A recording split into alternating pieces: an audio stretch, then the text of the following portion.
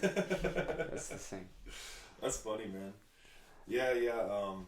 Doing the film, occasion while before we had the slate, like you show what scene, what take, and all that shit. Before we had that, all we had was speak out loud and clap your hands. Yeah. The editor was so fucking annoyed by it, dude. I bet. It's like trying to find like that certain take because we have to sync all the audio and video, and it's like trying to find that certain take. It's like, where does he say it? Where do they do it? And then certain scenes, the audio cut out on the camera, so we don't even have anything to sync with. You can't hear me say what scene and take.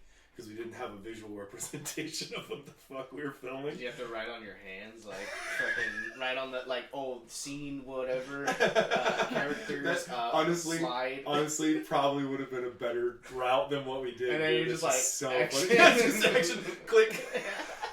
Like, legit, I got a clip of my homie that, like, put duct tape and spray paint on 2 pieces of wood, and you just see him stick his hands into frame and go, click, this big fucking piece of 2x4s and shit, like, shit was gold, dude. So funny, man.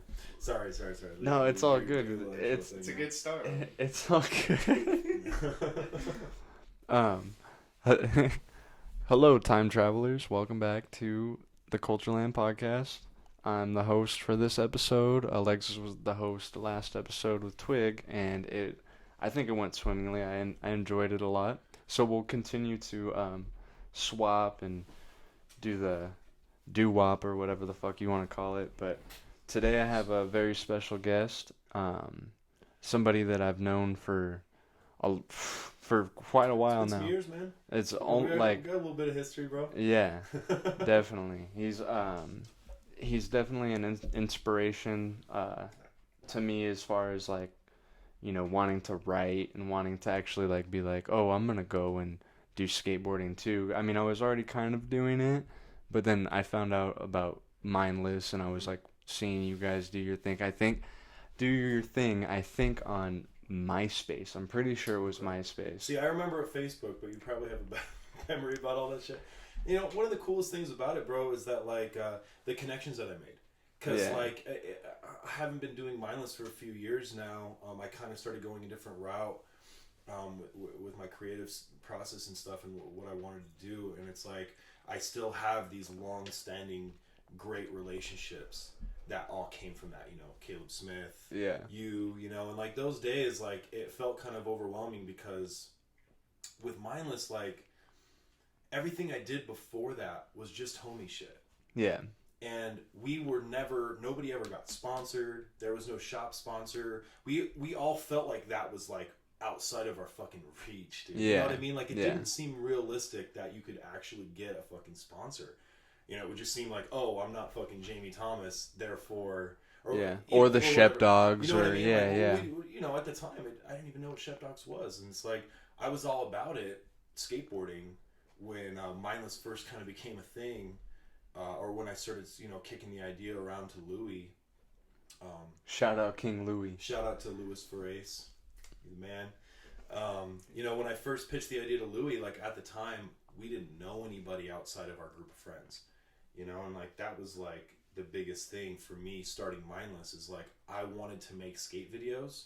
Our homie video shit was just kind of declining. Like, people were fucking getting older, they were getting fucking married, they were moving on, they were moving away. And it's like, fuck, dude, like, I just bought this sick camera. Like, I want to make skate videos. I want to make skate videos. And love my friends, they're all great. Don't disrespect. And I love those guys, but it's like they weren't really into it anymore. And me and Louis were, like, filming all the time. Like, every other day we were just fucking going out, just me and him. Yeah. Yeah, that's partly why I started it all, was just because like I wanted to make fucking videos. And I remember the day that I came up with the idea. When I first pitched it to Louis, I was coming back from a meeting with Bo from Nug Magazine, and he pitched to me that he wanted me to start a skate team. And I was like, okay, like, yeah. And I was like, fuck, who am I just gonna get my homies, like, same old shit? And then none of them were really kind of down, but not really. Like, kind of, yes, but... They're like, yeah, I want free shit, but I don't want to have to work for it. Yeah, go skate for an hour and then barbecue. And it's like, I was ready to go. And, like, we were driving back from San Diego after the meet, me and my buddy Pat, a coffin, and we smoked like 2 blunts, dude, like on the way back home. Yeah. And I was just like, dude, you know, like it just, and I remember I left Louis, like, I wish he still had it. I left Louis like the stoniest voicemail on the fucking planet, dude. Like, I wish he still had it. It was like, bro, I got this idea, fucking, I don't know what it is, but it's something, and we're gonna make a skate team. And this is like, dude, it was just so fucking like I'm sure he listened to it, and he was just like, I don't know what the fuck this guy is talking about, man. Yeah. But or he was probably like super hyped, and then he's like, wait, what the fuck is he talking about? Yeah. Like, what? But that's what kind of spawned it all. It was just like, you know, things fell through with the Nug skate team or whatever, and I was just like, well, fuck that. We don't need that guy. Like, we don't need that stuff. Like, love the guy. Don't get me wrong. I'm not disrespecting or hating at all. But I just like. But it's like you wanted to make moves, and if you had to do it solo, like fuck it, like I'm gonna go do that shit. Yeah. If I got something, you know, working the fucking gears in there, it's just like, well, nobody else is gonna do it for me. No, 100%. This is why you're one of my favorite people to like just be around, and like you're my favorite person hands down to talk film with, like hands down. Like I have a lot of like the fuck, dude. I'm just kidding. I love you, Alexis. but no, seriously, because well. But no, I honestly, I'm not gonna lie. I was going through a really hard time recently in the past couple of years. You know, all the shit I was dealing with. You know, and I was coming. You were the only person I would see, really. I was coming to your house, and we would hang out, and sometimes it would just be for like fucking 20 minutes. Yeah. I'm like, fuck, I gotta go back, and it'd be such a bummer because we would only be hanging out for like 20 minutes and be having like a killer conversation. Great conversation. Just talking about writing, life, fucking movies, whatever. And all that stuff. And it's a breath of fresh air because I am a creative person, and I'm always like in my own fucking head about like, oh, what about this? And trying to like piece shit together and create a story, or, you know, create some art or whatever it is. Yeah.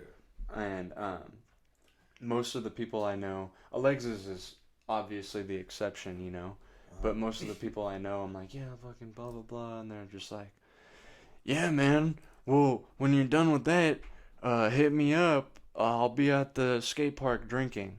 Yeah. You know, and it's just like, fuck, man, like, there's been. I get it, man. I totally get it, and I think that's why I always vibe with you too, man. It's just like, you were much like me in the same way. Like, you just wanted to fucking make cool shit. You want to make videos. Yeah. You wanted to express yourself artistically, and like that spawned, I think, the books that you were writing. Which I totally fucking dig. I'm a huge nerd, right? Insane, like, I'm a huge nerd for sci-fi, and there are certain stories in there that I really like, that I read over and over, that I really dug, and just like your characters and just the fucking depth. Yeah. Of what, like, it's so crazy.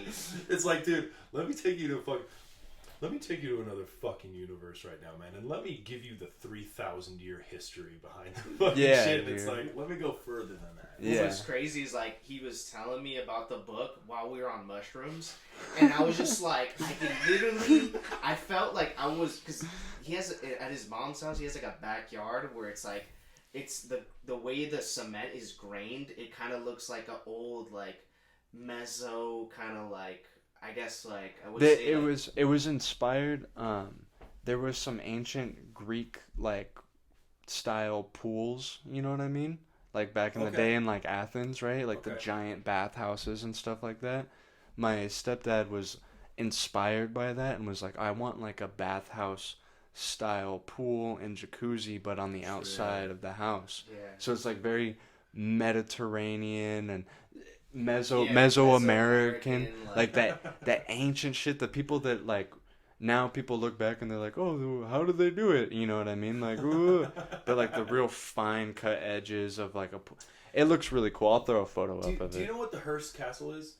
No. Do you guys know what that is? No. So, I was in 6th grade when I went there, but it's like my parents, my mom and my stepdad took me up to San Fran.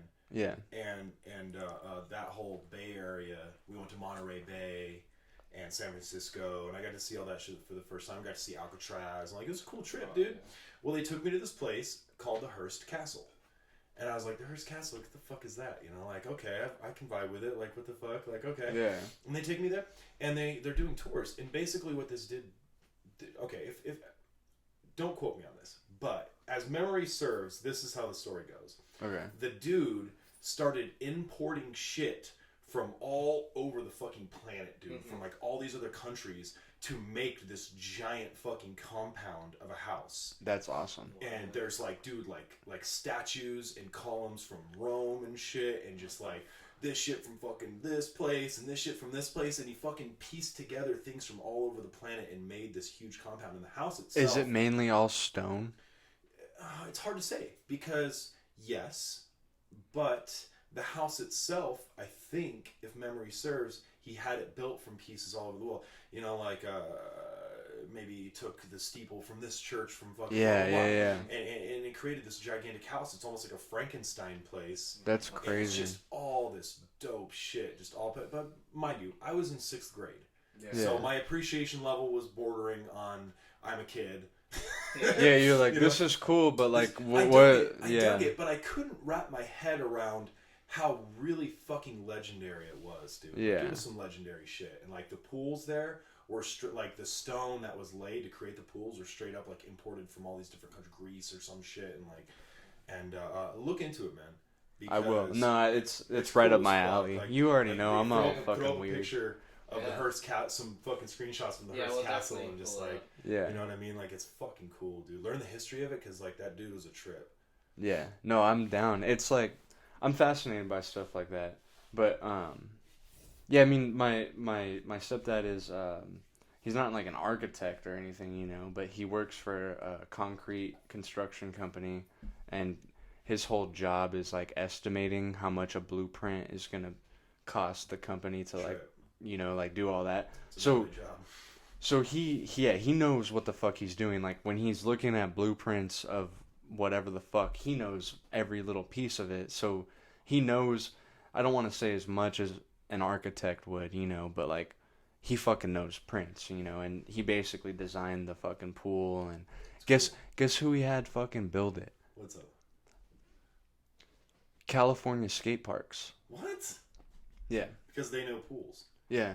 It's like California, San Diego. It's like this is where the pool Yeah. skating But fucking was spawned. You know, like, he so, he yeah. has them build it, and it's empty for like weeks with like the concrete top and everything, because they're still trying to figure out like, oh, how, like, what exactly, like, what kind of system do I want running through my backyard and blah blah blah. Had it built by California skate parks, and the way that it's designed, like, you can't skate it like a normal pool, but you can skate it like that one, the Eric Ellington switch frontside flip, like a and drop. yeah, and then into like a a bank. bank. Okay. Yeah. So you could Sick. skate it like that, but he said absolutely not. You are not allowed to skate this. If you ever skate it, I'll fucking kill you.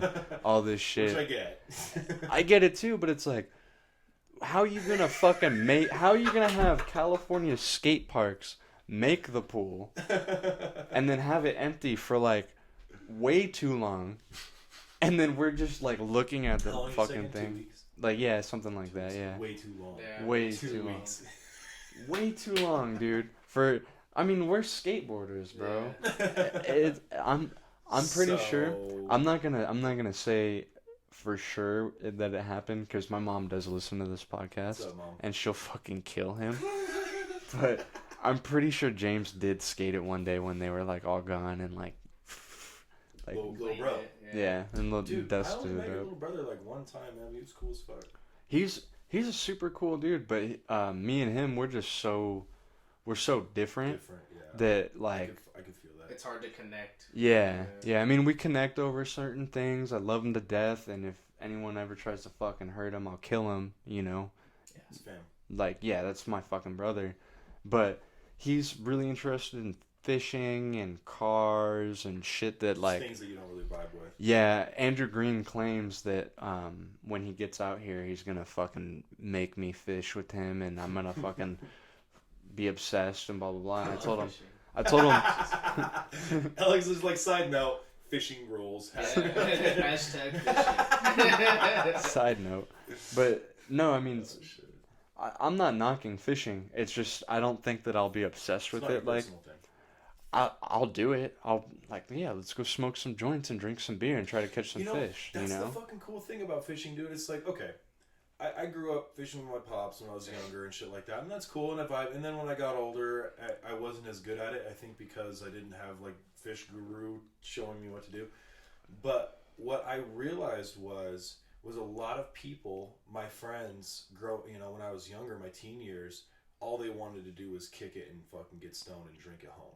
Yeah. And like watch TV and Yeah. shit all day. And it's like, dude, like this is cool and everything, man, but I don't want to do this every day. Like, let's do something. I want to go live my life. Let's get out. And that was a great thing about skateboarding. It fucking gets you outside with your homies. Yeah. Well, much in the same way, fishing kind of vibes like that, dude. Like it's like an excuse to go outside, and be outside with your homies, drink some beer, and just have a good time. And like you put your fishing pole in the water, and you're like, cool. And then you just, I mean, for me personally, that's what I dug about it. You know, it's just like being around the homies, being outside.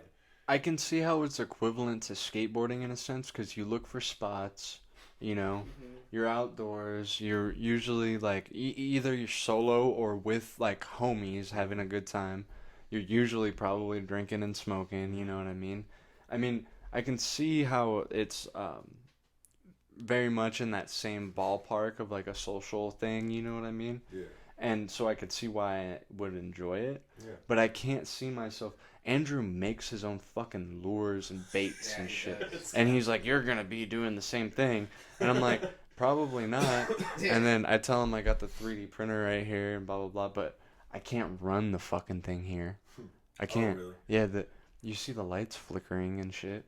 And the only things on right now are a computer, this light, and then the other light over there. That's it. Nothing else is running right now.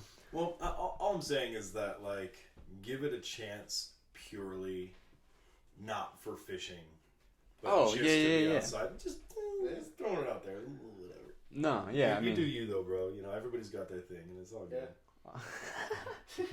I'm down. I'm not, it's not even that I'm like more of an introvert because I do like being, I am social. Like I am like somewhat charismatic. I do like being around people. I do like doing stuff, but I'm more interested in things like writing and fucking, you know what I mean? Like obviously, dude, I've finished a book.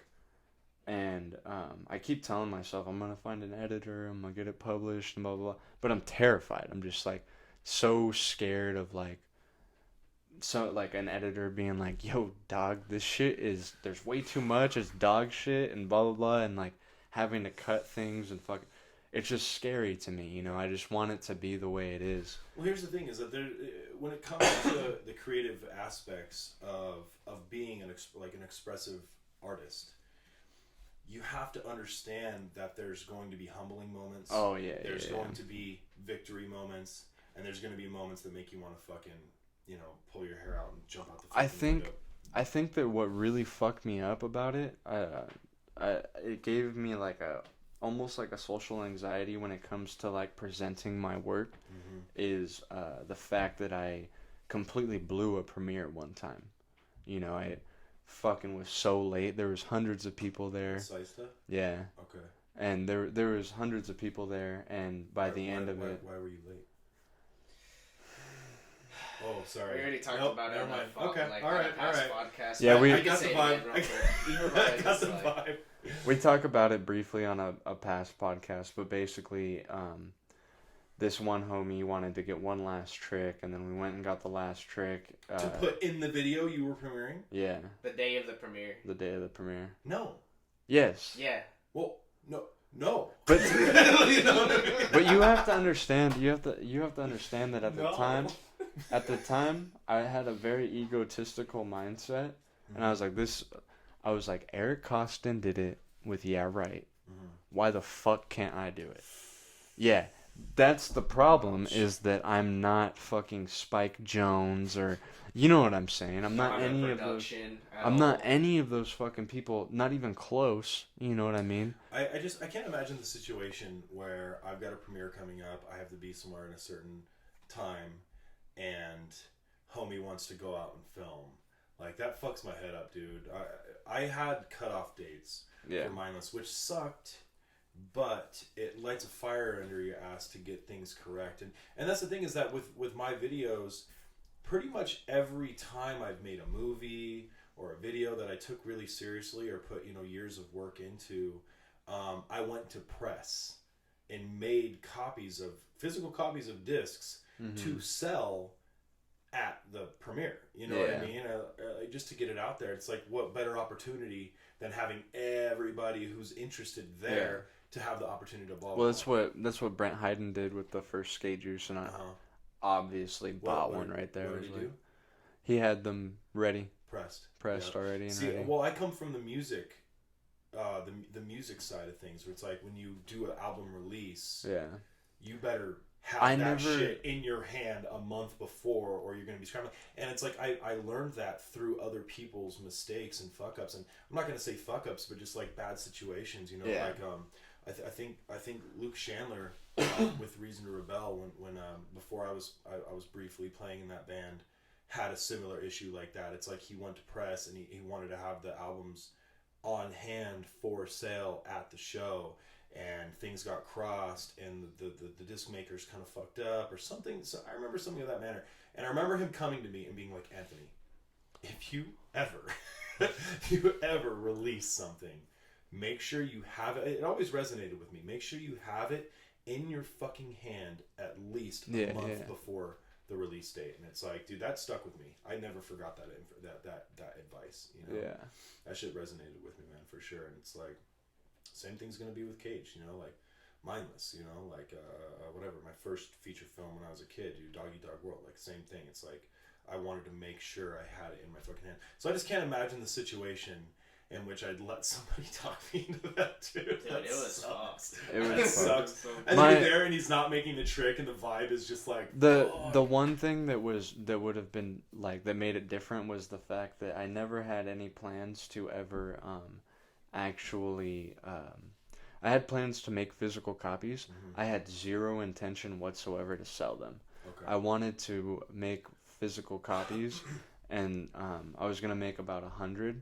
And then there's 3 skate shops that like I fucked with at the time, like super heavily, and I still fuck with one of them very heavily. I'm not gonna well, no, I'm gonna name them, but none of you fuckers get to know what they're called because we're bleeping them out. So Skate Shop A,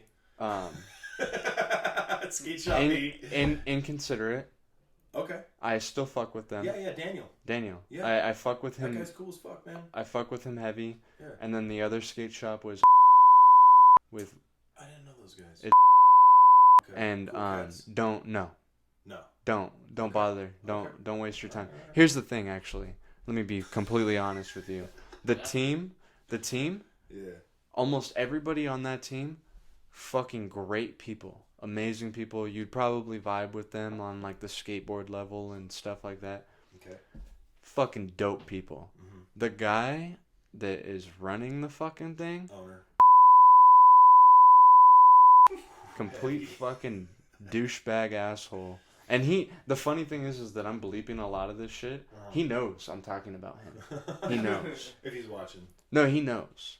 100%. And he is watching, I guarantee you. I guarantee you he is. Just because he's a fucking hater. That's all he is, bro. He's a fucking hater who runs a skate shop. Yeah. And then the other one was this but I don't really fuck with them anymore because they got all fucking weird. So you still fuck with it with Daniel? Oh, 100%. You know what's crazy, man, is that like when I went to premiere Mindless 2. Yeah.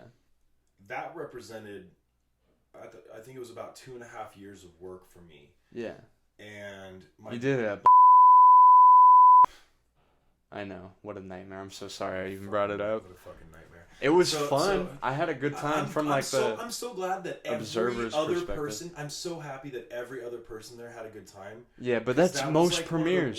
That was like one of the worst nights of my fucking life. And what fucked me up over it is that like I put like 2-3 years of work into it, and that was like the big moment for me, and I got kicked out for drinking a beer in the parking lot. And it's like, dude, like this is fucking skateboarding.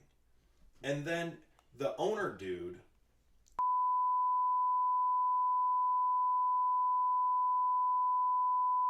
Yeah. I think dude's name proceeded to come to me every time anybody did anything wrong and blamed it on me. He's like, I just caught somebody pissing in the parking lot. And I was just like, why the fuck are you telling me, dude? He was like giving me a fucking hard time about it. And it's just like, dude, like my whole night was just overcast by this dude coming up to me and being like, yo, this crowd ain't my fucking, this isn't the fucking right vibe, blah, blah, blah. All this shit, man. It was so fucking twisted, dude. And I was just like, oh, overshadowed. Like, Louis had to go in there and talk them into letting me into my own fucking premiere. Some guy took a shit in the toilet. That's what I'm saying, dude. Like, some guy stunk up the bathroom. It's like, what the fuck are you telling me about this, dude? It's like, this crowd isn't the right Some vibe. guy looked at me weird, and I didn't like it. The thing is that I've been to... the skaters, they kicked 2 of them out. I've been to many premieres. Mm-hmm. And the activities in the parking lot of your premiere were the mildest I have ever seen at a skateboarding premiere. Well, you gotta understand, like, skateboarding is a raw, at least my version of it, what I've learned and what I grew up, you know, like, since 6th grade, vibing with the homies, just being out. It's like, in the streets, like, you piss behind a dumpster. Yeah. You have a couple beers with the homies, like, you're out, you're doing it, and it's just like, we were just doing what was normal. Yeah. And granted, like, a couple of the homies came down and, like, they were kind of acting up a little bit and, like, people were getting a little fucked up. But it's like dude, like, skateboarding is raw. Skateboarding is raw in the way that it's like, we're not going to fucking lace up our boots and fucking tidy up and dress in a suit. Well, that's like, we're gonna be ourselves. That's my main problem with, like, this is like my main problem with things like and you sign on to all these things and all that. But when you sign on to, like, one of those big companies, like, you sign a body contract. You know that, right? You have to match our vibe or else you don't fit in. Well, not just that, but, like, if you get injured, let's say for whatever reason Caleb is sponsored by right? He probably wouldn't ever do that. No, for yeah. personal reasons. Completely hypothetical. Okay. But let's say that he was, right? And then let's say that he went out to like do his thing for a little while, right? Right. And while he was out there, he's like, "Fuck, I'm gonna go snowboard," Yeah. you know? And he went snowboarding and he, like, tore his ACL or some stupid shit happened and he got hurt. Well, guess what? He violated his fucking contract with that company. A lot of those major companies, if you hurt yourself off of the board, they can fucking sue you for violation of contract. Okay, so here's the thing, bro. When me growing up skateboarding, when I was that young, Nike was the representation of the exact opposite of skateboarding. Yeah. Do you remember that? Mm-hmm. Yeah. Do you remember that? It was like, dude, like, if you wore a Nike shirt, you were you were like the opposite of a skateboarder. Yeah. You were a jock, and therefore it wasn't. And Nike literally bought their fucking way into the industry, and I always hated on them because I remember when Nike SB, like, really popped off. Yeah, and everyone was like, yeah, but this dude skates for them, and oh yeah, this dude skates for them, and it's like, dude, like, they're doing it for a paycheck, and money is buying out our fucking industry, and I was just so fucking offended by that, dude. Yeah. I hated on that whole thing for so long, dude, like, and it's so crazy though because of name borders, but like, dude, because Nike got involved in skateboarding, and skateboarding had already had this niche thing of, like, giving pro model shoes, right? This is fucking unheard of, like, legit. Like, Michael Jordan had to create his own shoe line, right, so that he could have his own shoes. You know what I mean? So now, because Nike has been involved now for, like, over a decade, you know, in doing all this shit, they're maybe even longer than that. They're thinking about giving pro basketball players, like pro athletes, signature shoe models now. Because of skateboarding. Because of skateboarding, yeah. It all started because of us, That's you know. too funny, man. It started because somebody was like, and I actually am curious now. I want to look it up. I haven't looked into it, but, like, who made the first like signature shoe? Well, I think it all started. I mean, this is purely a guess, but I think it all started with signature boards. Yeah, I think yeah, that's yeah. where it all started. It was Oh like yeah, I'm not. skateboarders. Yeah, 100%. It's like, dude, like we're gonna turn you pro. We're gonna sell a board with your name on it. Yeah, And that's gonna make you money. and that was like that came with like Vision, right? Vision Skateboards was like one of the first people a to. little before my time, but yeah. Yeah. You're probably right. I honestly have no fucking idea to be. I'm a nerd. I'm a Okay. nerd, but I might be wrong too. I just know that Powell, Peralta, Vision, those were huge fucking. Mark Well, Gonzalez those created Blind because he fucking hated Vision so much. He was like, wow, that's hilarious. yeah, I never even put that two and two yeah. together. He fucking despised the whole thing of Vision so much that he was like, I'm gonna create my own shit. We're gonna call it Blind. It's fucking dope. Gons, dude, he's the legend, like the legend. Yeah, You know what I mean? Like a lot of people say, "Oh, Tony Hawk, blah blah," blah. And it's like for me, dude, like Gons is the guy. yeah. That's the dude who was, and you can split hairs and say, "Oh, Ray Barbie and a lot of really incredible people." Me more from my generation, Jamie Thomas. It's like not as Reynolds, Coppas. And then Reynolds, dude, Heath Kirchhart. Not as Coppas. Well, that's the thing is that we're talking different generations, but yeah, absolutely. You get the idea, and it's like there's pros that are still skating now that have been pros since before I was even fucking born, dude. You know what I mean? Like, Yeah. That's incredible. That's incredible. Yeah, like Steve Cab is like Fucking A. Guy Mariano. doing it since he was Steve. fucking shorter than me sitting down. Yeah, and Shit, blind video days. Fucking A. Rodney And then- Mullen. Dude, well, That fool's been doing it see, now you're making me second guess my Gons comment. Yeah. No, you want to know some real shit is that I think that skateboarding is one of those rare things, like rarefied things where you can't pinpoint. You know what I mean? Like, Kind of like who started punk rock. yeah. Was it the Sex Pistols or was it the Ramones? Was it the Velvet Underground? Like who really? Who really did it? Was it CBGB? Because out of everything you just said, I'd be like, fuck. the Velvet Underground, but I'd probably be wrong. Clash or fucking. It's hard to say. Yeah. Well, if you watch that movie, what is it? Walk Hard, the Dewey Cox story. Yeah. Oh my. He invented punk. Yeah. he did cocaine. Yeah.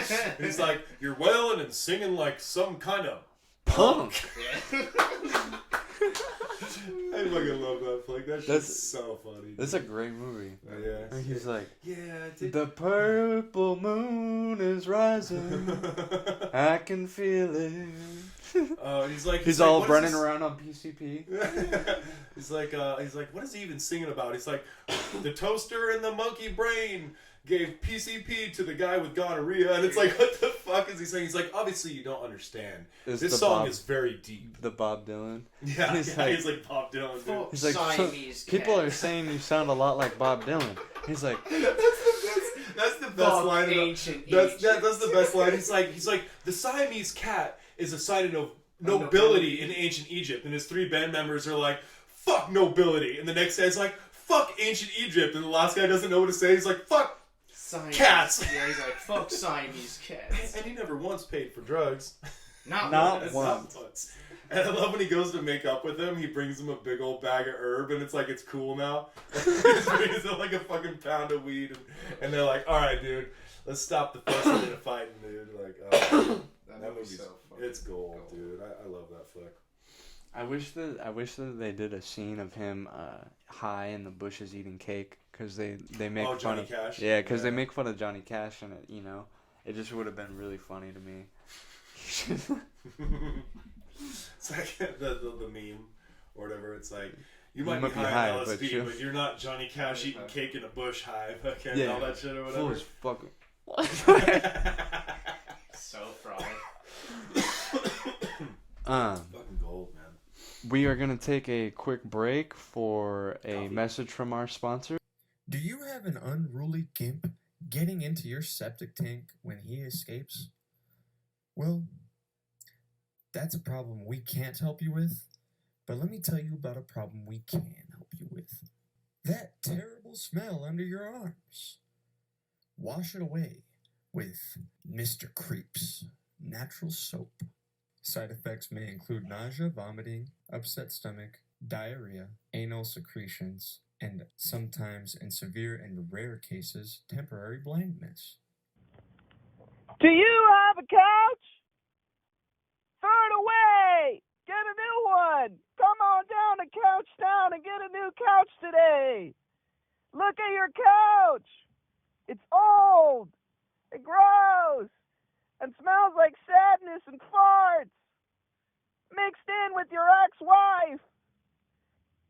Come on down to Couch Town. We have lots of couches. Small ones, big ones, average-sized ones, interdimensional ones, and ones that look like your ex-wife. So don't be a clown. Head on over to Couchtown today. Get a new one. A new couch. Yeah, new couch today. God, I hate my life.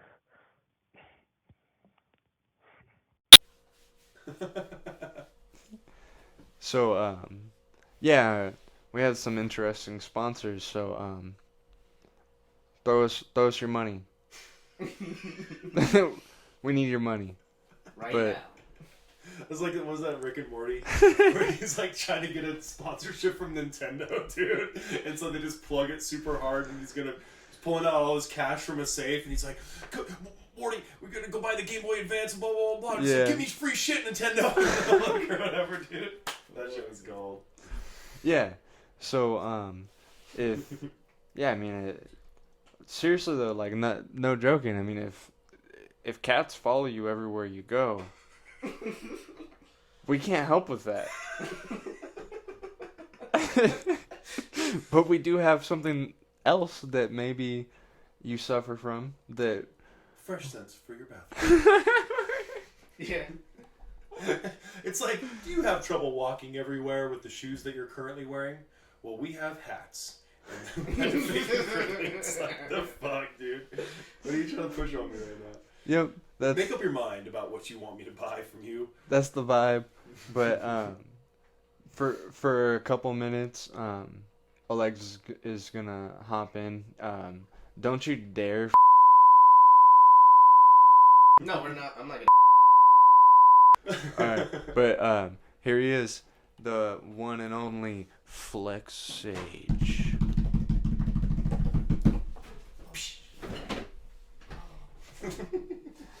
This thing trips over some shit. Trying to get to the mic, dude. What's up, dude? What's up, man? So I think we were talking during the break where we were saying that like how growing up in the skate industry, it's like, or just in skating in general, it's kind of like you're trying to find who you are as a skater. Like you try to find what defines you, like what drives you, what motivates you, because at sometimes it becomes overwhelming with premieres, Pro videos. pro videos. Well, your intake in general. Your intake in general, like what you see going on and you trying to be a part of that, you know, sets some sort of like bar that you feel as though you have to raise. And it's funny because when we were talking about it, it's kind of like it meets that vibe where you have to kind of let go and remember what got you into skateboarding in the first place. And like I was saying, like for me, man, like when I was a young kid in 6th grade and I first started like meeting people who skated, you know, my homies like Tim Thomas and Dylan Gearhart and Kiana Acosta, like a couple of my close friends from my younger days, like at that time in my life, I just felt like I didn't belong anywhere, like, and like I didn't have any friends, you know. I wanted to go out, but I didn't know anybody, you know. Like I just moved to California from Washington and started middle school, started 6th grade in California, and didn't know anybody, you know. And it's like skateboarding was there for me in that way, where it's like I started hanging out with these people, and like we shared a common goal. We would go out and we would just skate and we would have fun, and like in that way I felt like I belonged somewhere, like I had a place where I fit in, where I'd never had that before. Like shit, like elementary school in Washington for me was just like getting made fun of, Yeah. people picking on me, like all that kind of shit. And it's like, fuck, dude, like maybe I am a social fucking pariah. Like maybe I don't belong. And it's funny because I could relate to that because when I started skating, I was in 5th or 6th grade. Mm-hmm. And I had moved from Paris because when I moved out from San Diego, because I was born and raised in San Diego from birth until like I think 1st or 2nd grade, and then we moved out to Riverside out here, and the first place we went to was Paris, and I used to get bullied by some kid. I used to get laughed at because I was different, because coming from like a nice predominantly white area in San Diego to like moving out to like the hood where I'm not used to like people being rude or being a certain way or like looking down on you because you're different, it really like made me feel isolated, and I was a loner in 5th and 6th grade. So I had this like kind of like sense of not knowing who I was at a young age, especially because my parents were going through some stuff.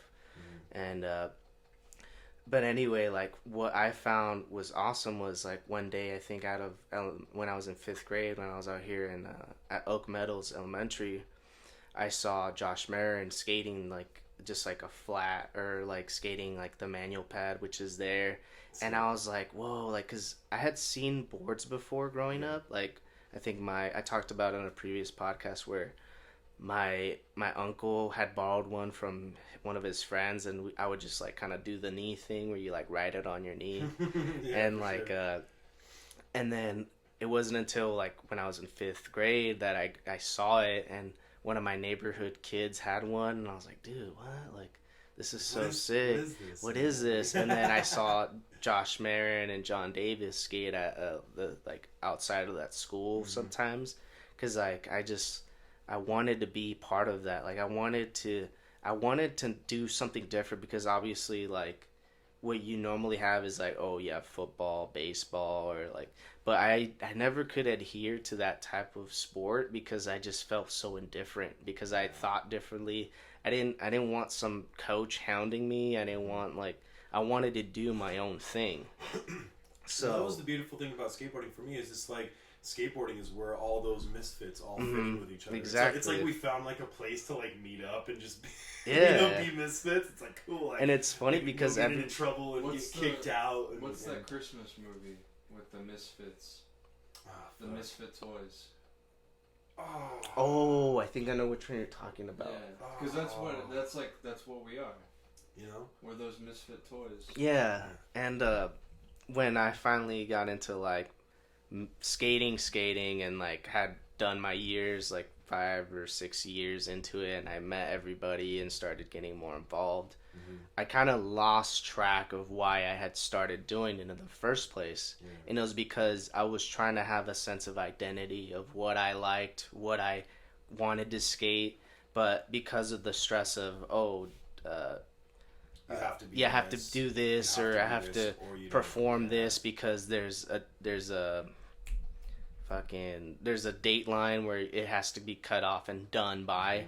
So I would overstress myself on tricks, or I'd go every time like, oh, I'm gonna land this, I'm gonna set this, I'm gonna do this, and half of the time when I would say things, it wouldn't happen because I would be so stressed, like, oh, I have to do this, I have to land it, because like if I don't, I'm gonna fuck up, and I'm not gonna amount to anything. But as I got older, and I realized, like, dude, like, you did it because you wanted to do it for fun. Yeah. And you wanted to do it in the way that you enjoy doing it. Because when it comes to skating, there's no right way to do it. Yeah. And for me, like, I always wanted to be different, because my whole life I've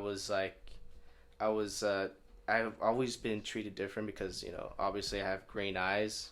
And no one else in my family has green eyes, and I'm left-handed. So you're like automatically just born into different. Yeah, like, so like fuck, from dude? a young age, yeah. So like from a like, from what did a I do to deserve this, man? And from a young age, like I remember I would look down at the floor because people would always tell me like, "Hey, oh my God, look at your eyes, blah blah." And so like when I was a kid and people wanted to, "Hey, how's it going?" I would like look down and just kind of, because I was so embarrassed. Like I didn't want to be different. I didn't want to be seen as different. So like I kind of like isolated in myself in a way that like I didn't want to interact or in the wrong way or give off this vibe like, oh, I'm better than you, oh, I'm indifferent from you, so that makes me a certain way. And with skating, it like kind of like really helped me find who I was, and it really gave me this sense of identity with like, oh, like this is what I like. And I love skating around with my friends because I can be myself, and I can not only be an impact around my friends, but be around an impact around the community, and like be part of the bigger picture, which is everyone skating in another way or in a different way, but we're just pushing the boundaries of what's possible. And I think a lot of that stuff comes down to creativity. It's like, growing up, what I saw was skate videos. And it's like, I think it was one of the 4-on-1s, it was like Nguyen fucking ollieing the El Toro 20 stair. I remember that. And at the time, he was just some unknown kid. And it's like, who the fuck is this guy? And it's like, that in and of itself made me and all my friends feel like, dude, like, you could make it just by getting that one clip. Yeah. You know what I mean? And that was fucking cool. That was fun. See, that was exciting to me. And I love things that spark my interest and spark my passion and make me want to try to achieve something. But at the same time, you know, it's like getting lost in trying to be something outside of your comfort zone instead of pushing yourself for your own reasons and your own boundaries is a big reason why I feel like I got fucking lost in all that stuff. And it's like, dude, like when I started Mindless with Louis, me and him did it together, and our goal was to make a sick video. Because growing up, that's what I vibed with, like the sick videos, dude. Misled Youth, you know, The Reason by Trans World, like I was saying, you know, Fulfill the Dream, Menic Maddie, and just like we would watch these videos and we'd be like, dude, like I want to fucking do that, you know, and we'd go out and we'd film and we'd make our videos, and between the ages of 11 and 18, I must have made like 6, 7 some odd skate videos, you know what I mean, with all my friends, and it was always the same people and stuff, and then you know, I got a little bit older and started hanging out with Lewis. I ran back into him after years. It was crazy because when I was a kid in 6th grade, we would all go and like watch the homies try to ollie the 6 stair and try to kickflip the 4 and all this shit. And we were like just kind of fucking around, like, oh, you board slide like half the ledge. Discovery Elementary is where I grew up skating, dude. And it was just these 3 long ledges that were like just below knee height but above ankle, like the perfect size ledges. And then there was a 2 stair, a 3 stair, a 4 stair, a 5 stair, and a 6 stair, and then gaps in between all the stairs. It was like the perfect place to learn, you know. And so we would go there and we would just film people, you know, like we would film each other, you know, fucking around and trying to do this and that. And then I remember Louis would show up with, it would be Lewis and it would be Mikey Gutierrez. And Mikey Gutierrez is a crazy dude in the way that like he was so beyond his time. He could switch nose slide, full cab flip out. Like before people were really doing shit like that. Before like the big ledge tech skater thing hit. And like him and Louis would show up and we would all just stop skating and just be like so in awe. Like he would just throw down his board, roll up and just nose blunt the fucking ledge all sick and pop out fakie, and we were just like, whoa, dude, like it was so sick. And then Mikey would roll up and just do like switch nose slide full cab out and like switch nose slide kick flip, switch nose slide backside flip, and they were just destroyers, dude. And the whole reason I ended up meeting and hanging out with Louis in the first place is because we had a camera and we were like, dude, we're making a skate video, and he was just like, like, what? Like, you guys are making a video? Like, dude, can I be in it? And we were just like, this guy wants to be in our video? Like, dude, he's like nollie trays, nollie inward heel. Like, he could do anything. He's just like, dude. And here we are trying to learn how to heel ahead of the game, throw a kickflip down a 4 stair and shit, you know? And it's just like, I think at the time I could ollie up the same amount of stairs I could ollie down. Yeah. You know, like, it's like a little kid, just doing like melon grab on flat ground and shit. It's like, like sick, you know? So melon grab off of what, like a 3 or something? Like trying to board slide like 3 stair rails, you know, just like as soon as you're on, you're off. Like, dude, just, I don't know, little kid shit, man. It was just so much fun, you know, watching friends jump off of shit and trying to push yourself. And, you know, like full circle, that's what grabbed me with skateboarding. It's just like, I finally belong somewhere, man. Yeah. And, like, that shit helped me so much, dude, just through my younger years. And that's, I think, primarily why I love skateboarding. I mean, aesthetically, watching people who are incredible is just fucking not only mind-boggling, but just mesmerizing, man. Like growing up and like watching, I must have seen Misled Youth like 600 fucking times. Yeah. I know that video. I could name you people's parts and their tricks. But yeah, because we're big skate nerds. Adrian Like Lopez, fucking Matt Mumford, you know, Jamie, Eric Ellington, Jim Greco. Like, you know, like that's what I grew up watching. And like seeing Jim Greco do back 3 down the, it's like some 10 stair in somewhere. I think it's like really an LA spot, the brick one. Yeah, the brick landing. I think it was Baker and 3, I remember right? just being like, dude, like, who the fuck is this guy? And he's skating to Black Flag, dude. Yeah. Just like all punk rocked out. And I was like, this shit is so fucking cool, man. Like, this shit is so cool. And like I was saying, aesthetically, just looking at people being incredible was mesmerizing. And I think for the same reason why a lot of people wanted to get into it, you know, it's just like, I was no good and I was afraid of being judged. We would go to the skate park, me and my friends, and I was afraid to fucking roll into the bowl because I thought I was going to fall and look stupid and people were going to laugh at me. Yeah. And so I just kind of naturally took my place behind the camera. You know, and it's like I love to skate and I fuck with it, you know, and I was just always hanging around with people that were so incredibly better than me. It was just like, dude, fuck what I'm doing. Like, who gives a shit if I can ollie the 6 stair? Like, I want to film you be incredible, and that's where it all spawned, you know. It's like making videos, being around people that I felt like I fit in with. Skateboarding was there for me when I felt like I had nobody, no friends, nothing, you know. And it's like, I think that was my big love with it, you know. It's an incredible sport. It's the next kind of sport, you know, like some shit that people who are outside of it never fully understand.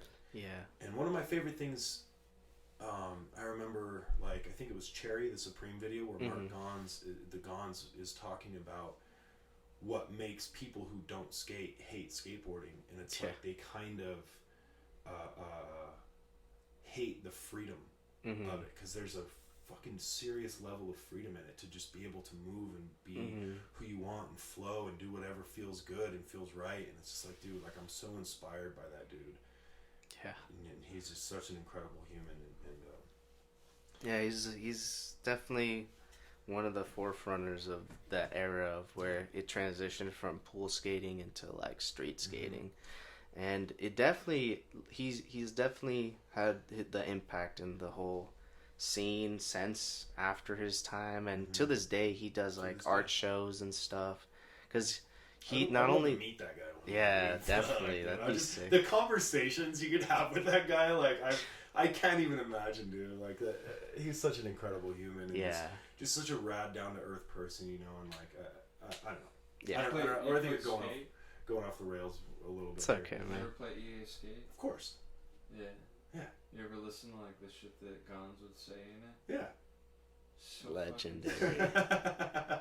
It's like, dude, like this is just coming at me sideways. I know, it's dude. It's so like crazy. next level, just mindset. It's like, fuck, man. Like, yeah, like, oh, people who open my mind and help inspire me to be more than I can be, really fucking just like those people I revere. Especially like because you go to spots and you see your friends that you obviously hang out with on a daily basis, or depending on how close you are to them, and you see them do these tricks in front, and that gets embedded into your brain because you're like, damn, I remember I was there and I saw that happen, and like I could still feel the emotion and like the, oh my god, what the fuck. The hype, dude. And it's because it's like, it's almost like like they get the adrenaline rush because they land, and then you get the adrenaline rush with him because you're there to actually see it in person.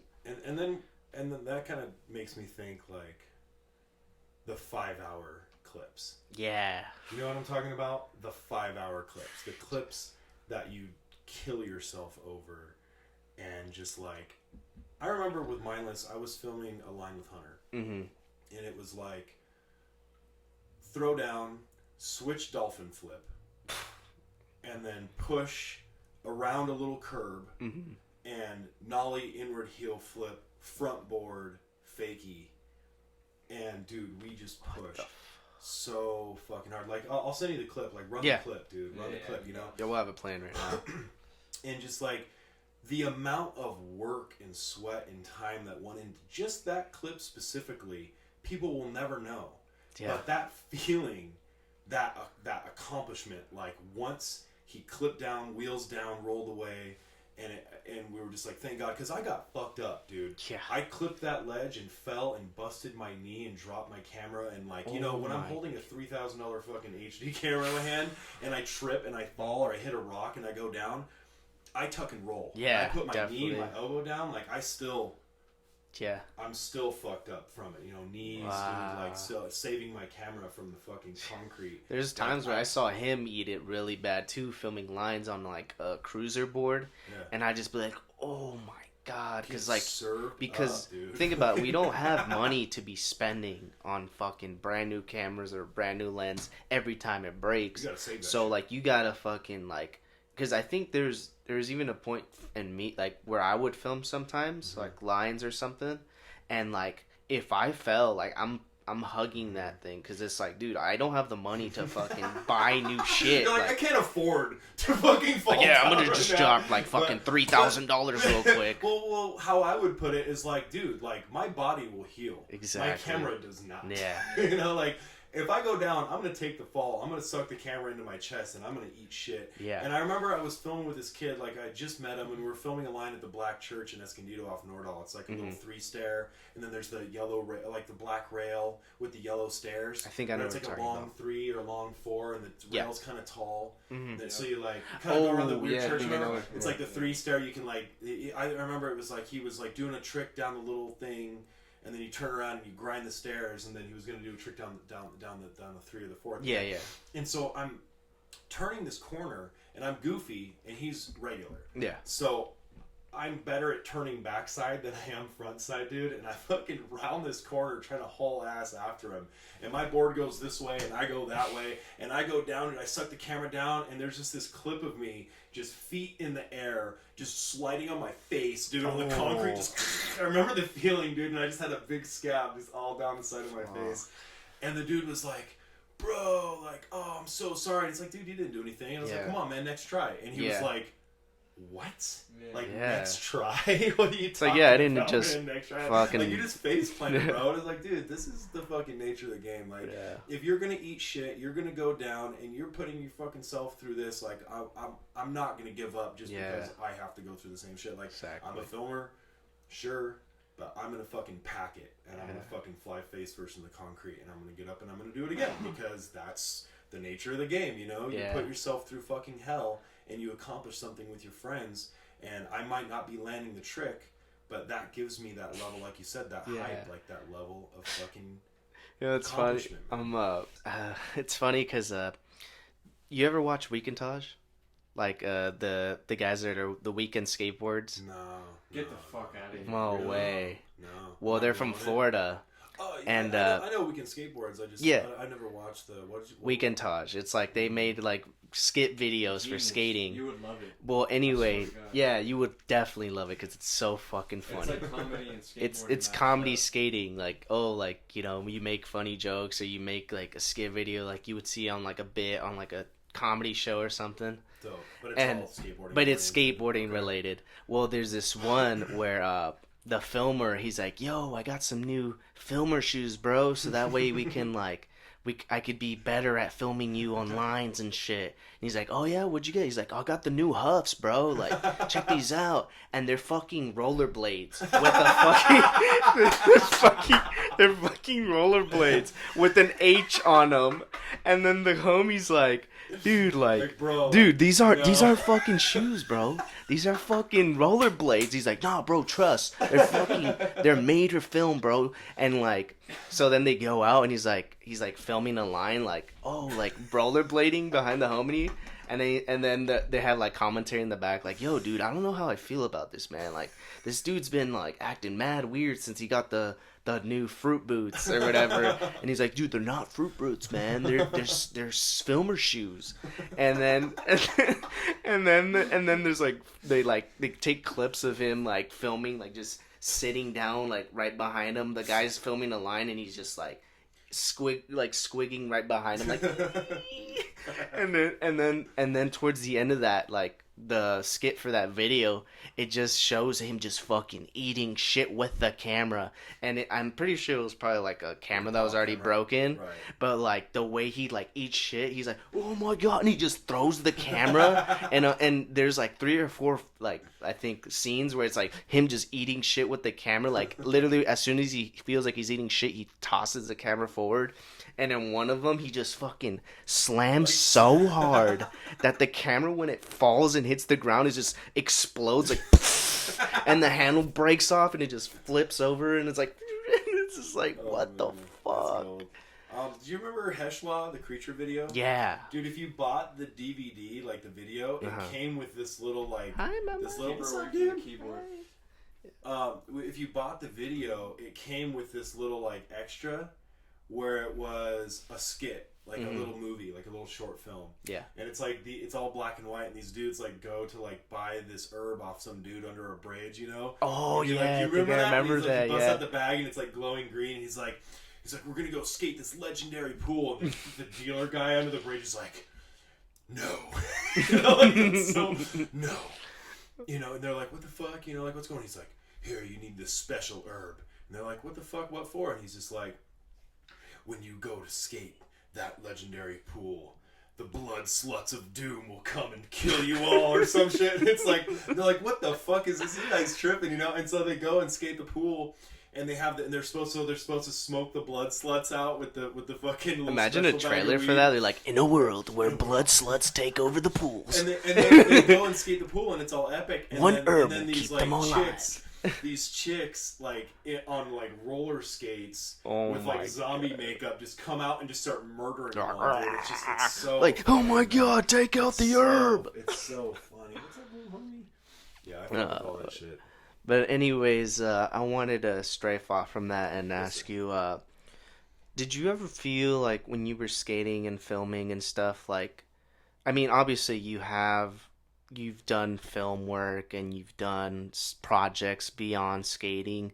Like, did you ever consider that there was the possibility that you can do the same, like, that you do with film with skating? Or was it completely different worlds, or were they unrelatable, or what was your take with that? That's a really great question, man. You know, partly why I stopped making skate videos was, there's 2 reasons, really. Okay. One being because I was kind of getting into this funk where I felt like I was being judged by the community of skateboarding, and so I had to adhere to a strict type of footage in order to be relevant or for people to give a shit. And that kind of turned me into this like thing where I was pushing the people around me to get footage. Yeah. And I didn't like myself in that role. I didn't like it, you know, and it became more stress than fun. And nobody wanted to finish their parts. Yeah. Everybody just wanted to fuck around and get stoned or drunk. And I was just like, I was so motivated to make this video, and to see the unmotivation of others, kind of like. It's just a bummer. Like the reason why I quit making movies when I was younger is because I was surrounded by people that didn't care as much as me. And I couldn't fucking accomplish anything, dude. I couldn't make a movie happen because I would get to set, or it would be shoot day, and the homie would call me up like, oh, dude, fucking, I drank too much last night. I fucking threw up, and I woke up in Temecula. And fucking, I'm just like, what the fuck, I fucking woke up with my pants down with a fucking ring on my dick. Can I get people around me that give a shit, you know? And just like, and I was just like, fuck this, dude. Like, I can't make films. I can't make movies. And that's when I delved back into doing skateboarding with Mindless. And it started out so positive, and I was surrounded by so many great people, you know. Josh Ariano, one of the most incredibly talented skateboarders I think I've ever met in my life. Yeah, Corona homies. And I met him through Thomas Loper up in Corona. And shout out Thomas Loper. You know what I mean? And And like the people that Tom introduced me up to, that are just like so fucking talented. Julio, who has just like the fattest pop of all time, dude, could like kick flip over you on flat or whatever, and just like, okay, but and Hunter, incredibly talented and just like a fucking savage. And then I just met Caleb, who he could skate anything. Yeah. And the crazy part is that he could literally just show up and throw down and just grind a 20 rail before anybody even warmed up or before I even got my fucking camera out the bag, like some shit like that. And it was just kind of a trip, and then like when Mindless 2 came around, that lack of motivation came there. And I think that it was maybe a byproduct of where my head was at, feeling judged by the locals, feeling judged by whoever was in our little scene or whatever, and just feeling like I had to be something, and like you were saying before, man, just like kind of losing your identity in it all. And there was a certain point where I just had to let go, and I didn't want to do it anymore because I wasn't having fun anymore. It's like it was work, and there was no payoff. And then we did that premiere for Mindless 2, and it was like one of the worst nights of my life, dude. Sure. Like the place we premiered, just like the owner just like jumped down my fucking throat all night. And like I had 3 premieres set up. I had one in I think, I can't remember the name, where Angel's from, Hater. Raddest dude, fucking love that guy. Angel Hater, Nolly hard flip board slide guy. And Richie Amador, those guys, up there, like they wanted to do a premiere at their local shop, Transitions, and so like, and then we had a premiere set up with in Riverside with Daniel. Yeah. At Inconsiderate. Yeah, Inconsiderate. Sorry. The first shop or second shop or which? It was after they'd moved from the place with the big bank in the back. Oh yeah, so the third shop. Yeah. So and I it was such a shit night. The premiere, the actual premiere for Mindless 2, that I straight up called Daniel and I called Angel, and I was like, I don't want to do it. Yeah. I don't even want to come and like publicly announce that we were canceling the second 2 showings. It's because that guy was like, somebody took a shit and it smells like cheese. Somebody fucking pissed in the parking lot and it's your fault. And I was just like, dude, like he fucking ruined my night. I don't want to be selfish or fucking whatever about it. Like everybody had such a good time, but getting kicked out of my own premiere, a dude coming to me and telling me what everybody else was doing wrong that I had no control over, and you weren't even drunk. Yeah, I wasn't. You weren't even drunk. It wasn't even like you were making a scene. I wasn't. I was just chilling in the parking lot with the boys, doing what we always did. We were skating. We were hanging out in the parking lot, skating and having fun. And like that's what skateboarding was for me. It was just like hanging out with the homies and having fun, and that's what it should have been about. And that dude was just like, this isn't the right scene for our place. And it's like, dude, like we're skateboarders. We're gonna drink beer in the car and we're gonna take a piss outside behind the dumpster. Like, don't fucking come to me and tell me that your brewery supports skateboarding and then turn around and bash what skateboarding really is for some people, which is like being with your boys outside, blah, blah, blah. And really what it was about was, you know what's funny, dude? They were pissed that we weren't going in there and buying their fucking... You know what's funny is like, if you would have been someone that's higher in the industry or some whatever, like elitist skateboarder, they would have been like, oh yeah, bro, fuck yeah, blah, blah. But because you weren't a name person or someone that like was doing a lot, they probably saw like, oh, this guy's a fucking...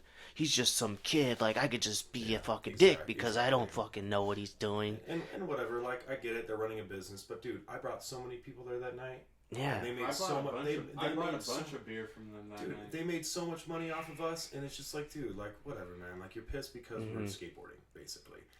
To me, what skateboarding is vibing with the homies. And that's what it should be about. And I lost that. So it was the combination of losing that feeling, just vibing with the homies and being out skating, and the way that premiere went. Yeah. That was like, I'm never fucking doing another video again. And it's unfortunate because, like, I'm pretty sure that the people that you were involved with and the people that saw, they wanted more of you and of the skaters, but because of all this negative stuff that kept happening and, like, you know, being stressed on time and the premiere and all this stuff, it kind of like made you like you said, lose track of why you loved it in the first place. Why I did it and it's unfortunate because a lot of, like you said, there's a lot of hate in the industry. Like, as much as we want to give love out, there's a lot of haters and it's because people, they are already like they're outcasts from the get-go because skaters are kind of like a different type of people. So like they feel it upon themselves like, oh well, I'm fucking a piece of shit and whatever. So like I can say whatever I want because my ideas are valid because I do so much for this and do all this, and it's very Well, detrimental to like. There's a lot of I'm going to tear this person down so that I can like feel better about myself. Yeah, exactly. But that's in every industry. True. No matter where the fuck you turn and try to go to, it's going to be everywhere you find. Well, but it just kind of sucks because feeling about it that way or thinking about it that way, it's like I always thought skateboarding is where misfits went to be together.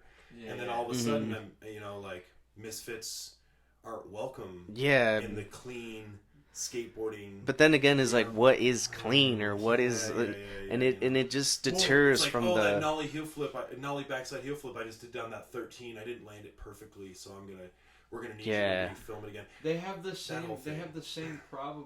They have the same problem in the comedy world right now. Yeah. You know, it's like it's manifesting in like kind of like a different sort of way. You know. Yeah. What I mean?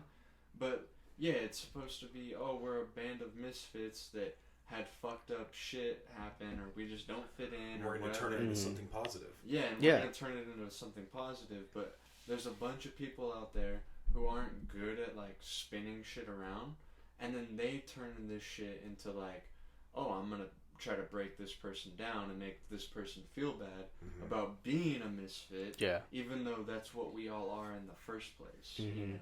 Here's the thing, man. If I could tell myself one thing, like go back and be like, dude, just grab myself and fucking be like, dude, like it would be, don't forget why you started this in the first place. And it's because it's because you needed somewhere to belong and you needed people around you that give a shit about you. Yeah. And that's what skateboarding was for me. I wanted to feel like I belong somewhere. So leaving it all behind was a tough choice. Yeah. You know, and it's not like I shut the company down. We just stopped doing it, you know? And it's like I didn't like who I was. I didn't like the direction I was taking things. I was pushing people harder than they wanted to be pushed. And that turned people off. And then I realized I'd become something that I was trying to fight against in the first place, you know? And it's like, I feel bad because the little family that I was trying to build was really important to me. And certain skaters on the team weren't vibing with each other. And it's like, oh, like so-and-so is going to be there. Like, I don't want to go. And it's like, oh, like this person, I don't get along with them because of this thing. And it's like, dude, like how can I get along with everyone, but y'all can't just fucking like pull your ego back and just be around humans. We're humans, dude. Like, fuck it. Like, fuck it. Why would he give a shit? Like, why wouldn't you just be like, okay, you know, like, let's just fucking not, you know, like, let's just not fucking focus so hard on the things that are fucking pissing me off and blah, blah, blah. And it's just like, I couldn't get myself and the people around me past that. And we all just fell apart. And it didn't feel like a team anymore. Yeah. And I hate that, dude. And that was like the biggest reason why I do it in the first place. It's like I wanted to build a team. I wanted to have a van full of people. We were all just going to fucking skate. Like that was like my big dream. Yes, like I want to hang out at home, watch skate videos, vibe on Tony Hawk or Skate EA or whatever the fuck, and just be around people, like create a little family. And I was losing that battle, and it sucks. But in the long run, dude, like we had some incredible times. We took San Fran trips, LA trips, Riverside trips. Sick. We fucking got rowdy. We had fun. We fucking went out there and we filmed some really gnarly footage. And just like, you know, like everything else, once it's all said and done, it doesn't really matter anymore because I have that video or those couple of videos we made with Mindless that masterpieces, by the way. Thank you, man. Masterpieces, by the way. The culmination of 5 years of work for me to try to create something. And once 2 was done and we premiered, I was like, okay, like I'm ready to move on. And I'm so glad for the people around me that helped push me to get back into film, because if you really know me, if you ever spend time around me and get to know me, I always have to have something that I'm creatively expressing myself doing, bro. Mm-hmm. And if I'm not, I get really fucking depressed. I have to have that outlet. And while I don't have it, I'm not the same person. Mm-hmm. So with Caged and Wild, the movie I'm making now, the action drama that I'm working on now, that was there for me when everything else fell apart. Yeah. And it drove you, right? It motivated you. It I'm changed your passionate perspective. about it. I give a shit, I give a shit. Oh, I care again. I'm not in this slump. I'm not struggling. I'm not fighting against myself, and I'm allowing myself to be creative. And it's, dude, Cody Chacon and Justin Evans, my two really close friends and collaborators on the film, are the ones who literally like watched my first film. We all sat down and watched my first film, and they're like, dude, we need to make a movie. Fuck. And I was just like, dude, like, you don't know what you're asking, bro. You don't realize the fucking undertaking you're asking. And then it just kind of became, and this was June of last year. Nice. I'm sorry, June of 2019. Yeah. Where it was like, dude, like, let's do it. And I was like, fuck it. Fuck like, it. Okay, let's fucking do it, dude. And I started banging out concepts for scripts. I was inspired by things constantly in the years I wasn't making films, but I couldn't push myself past that point, and I need that person in my life. I need that partner in crime to help me do that shit. And back in the day, for me, it was my buddy Evan Jones. Shout out. My buddy Evan Jones. Without you, bro, I couldn't have done anything that any of the films that I had done before. Doggy Dog World, Search for Color, Snake Eyes and Dice, The Last Swan Dive, just all these cool You definitely got to projects. show me those videos because I want to see them now. All right. Yeah, Send yeah, them to me. 100%. And we'll roll some footage maybe of a couple of those films or whatever. But here's the thing, man, is that like my buddy Cody Chacon was that guy for me. Oh, okay. And it's just like you guys vibing right now. Like Yeah. You two doing this together. Without that, I can't do this kind of shit. I need somebody to be there to lean on when I get depressed and fucked up over shit. Yeah, and I'm just so everybody knows, I'm the one who gets depressed and has to lean on Alexis most of the time. So shout out Alexis. Shout out Alexis. Thank you guys. And I Appreciate respect that. the fuck out of what you guys are doing. Oh, man. This we shit is respect cool. Like, the fuck out of what you're doing. you have a goal. You're doing it together. Mm-hmm. And you're creating a bond that's gonna fucking do. When you guys look back on this, it's all gonna be fond memories, man. Oh, Like, 100%, man. despite the bullshit, 100%. what you're really gonna remember is like all the beautiful shit you guys created together, and that's what it's all about, man. It's like, bro, if you have it in you, if you fucking have it in you, anybody out there, dude, if you have it in you to do something and you're being held back by your own limitations, you need to find that friend that will fucking do it with you, dude, and will fucking support you when you feel down and motivate you when you feel like you can't do it. And like for me, dude, it was Cody Chacon, who is pretty much half responsible for where I'm at now. Can I tell you something real quick? Yes, sir. So I live by this quote that I saw on my way to Disneyland when I was in high school. It was I think it was grad night or whatever. Years ago. And ever since that quote hit me, because it hit me to my core, because I was on acid. Like I was really, like I took a tab of acid. And as we're on the bus right there, I start tripping. Like I start seeing the symmetry with everything, the lighting, because it started getting dark. And like everything's like starting to become alive and be super vivid because, obviously the visuals are starting intense. And then we're passing by this overpass. I think it's on the 5 or I don't know the freeways out there. But anyway, I see this sign, and the sign says, "Aspire to inspire before you expire." And that quote, that really motivated me. Like, wow, like this is the end of a chapter in my life, and I need to find another way of expressing myself, and also being a sort of influence for the next generation, no matter what it is, be it my job, be it skating, be it life, be it anything it was at that time period. But it was very impactful because, I mean, obviously I was on acid, but even though I was on acid, I was able to recognize that, wow, like, yeah, the end of my chapter as being like a teenager in high school had come to an end, and now the rest of my life was about to start. And I remember, just to vouch for his story, I remember when I saw you like the next day, and he told me this whole thing about like I had this realization like about epiphany. life. Yeah, it was and, literally an all this epiphany. stuff. And he legit has like kept that like close to his Yeah, heart I've kept ever that since. quote very Like, close to my legit. heart with anything that I do and with everything. Here's the thing, man, is that I'm a real firm believer that the universe speaks to you. Oh, definitely. And 100%. And the difference between me and maybe somebody who doesn't actually think that is that I'm open to the idea that the universe can speak to me, and that's why it does.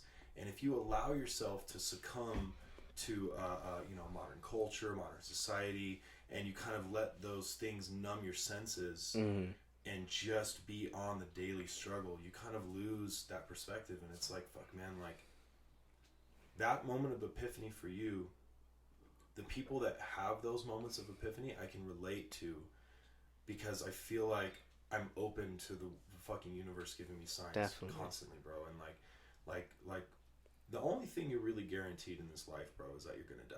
Yeah, definitely. And what the fuck does what the fuck does it all matter and mean? I mean, from my perspective, yeah, trouble man. Well, here's the thing is that like I want to make a go at the things that I care about, dude. And that quote for you is what you needed exactly to feel that way. Definitely. And maybe something different for me. You know, whatever it is, it's like the universe speaks to me. Skylar's just creeping super hard. It's like, bro, you know, it's okay. I can see him getting hyped. Because in the song Trouble Man, it's there's only 3 things that's for sure, and it's money, death, and trouble. Those are the only 3 things that are for sure. And on that note, I think I'm gonna have him transition here, so because he looks very eager to talk to you. But yeah, we'll definitely keep switching out. But that was fun, bro. Oh, thank you. No, of course. Like I've never really. Extraordinaire. In a world where one guy has one idea, one trick, one spot, he forgot his shoes, and then the story ends. But on that note, and then he was gone. And we're back. Right. Yeah, man. I just wanted to, say real quick, I appreciate you guys having me here and letting me spiel my little piece about whatever it is you guys want to talk about or whatever. Just to kind of end cap what me and Alexis were talking about, with Mindless coming to an end. I just want to like say, because I haven't really ever gotten the opportunity to say this out loud to any of the people that were involved with Mindless, but it's like, dude, like Louis was the glue that held us all together, and the people that were a part of that crew, everybody, it's like, I'll try to name everyone off by name, like in the first video it was Josh, Hunter, Chase, Kevin, Caleb, obviously, Nolan, and Louis, and Wes. And that crew was so amazing, and doing that was such an inspiring time in my life. Like those people were help building me up to help build them up, and we were all vibing off each other and making some really beautiful things happen. And I'm just so fucking grateful for that time in my life. And Louis really was like Lewis really was the glue that held us all together. And it's like I respect the fuck out of that guy for so many reasons, as an artist, a musician. Like just as a person. And some of my favorite conversations I get into these days I have with Lewis. We just talk about life, and I just love hearing him talk about that kind of shit. And then Mindless 2 came about, and I just went in such a dark, weird place and direction. And I just want to publicly say that I really feel as though Mindless fell apart because of me. Like, I'm not trying to feel bad for myself or anything, or anything like that, of that nature. The humility that I've gone through in these last few years has really made me kind of look back and regret the person that I was becoming in those days, trying to push everyone to finish their parts, you know, trying to say, hey, like, we got to get footage, this and that, so on and so forth. And the people that were involved in Mindless 2, like, they were incredible just for putting up with me. I just gotta say that and I feel bad that, like, everything kind of went down the way it did, you know. And I'm gonna just, say like, this real quick. Yeah. I'm just gonna interject. Yeah. Because I said something to you one day when we were at Lake Elsinore High School, and I said it as a joke, and I didn't, like, really mean it. Okay. But at the same time, I kind of did. Right. You know what I mean? Like, There's a little truth there. there was some truth to it because there's a 7-rail at Lake Elsinore High School, and Angel nollie hard flip board slide. Yeah, he was doing nollie hard flip board slide, and I was like, this fool just got into nollie hard flip board slide, and you're like, yeah, and the cameras were all still Off, like put away, not I even wasn't out yet, filming. and I was like, whoa, really?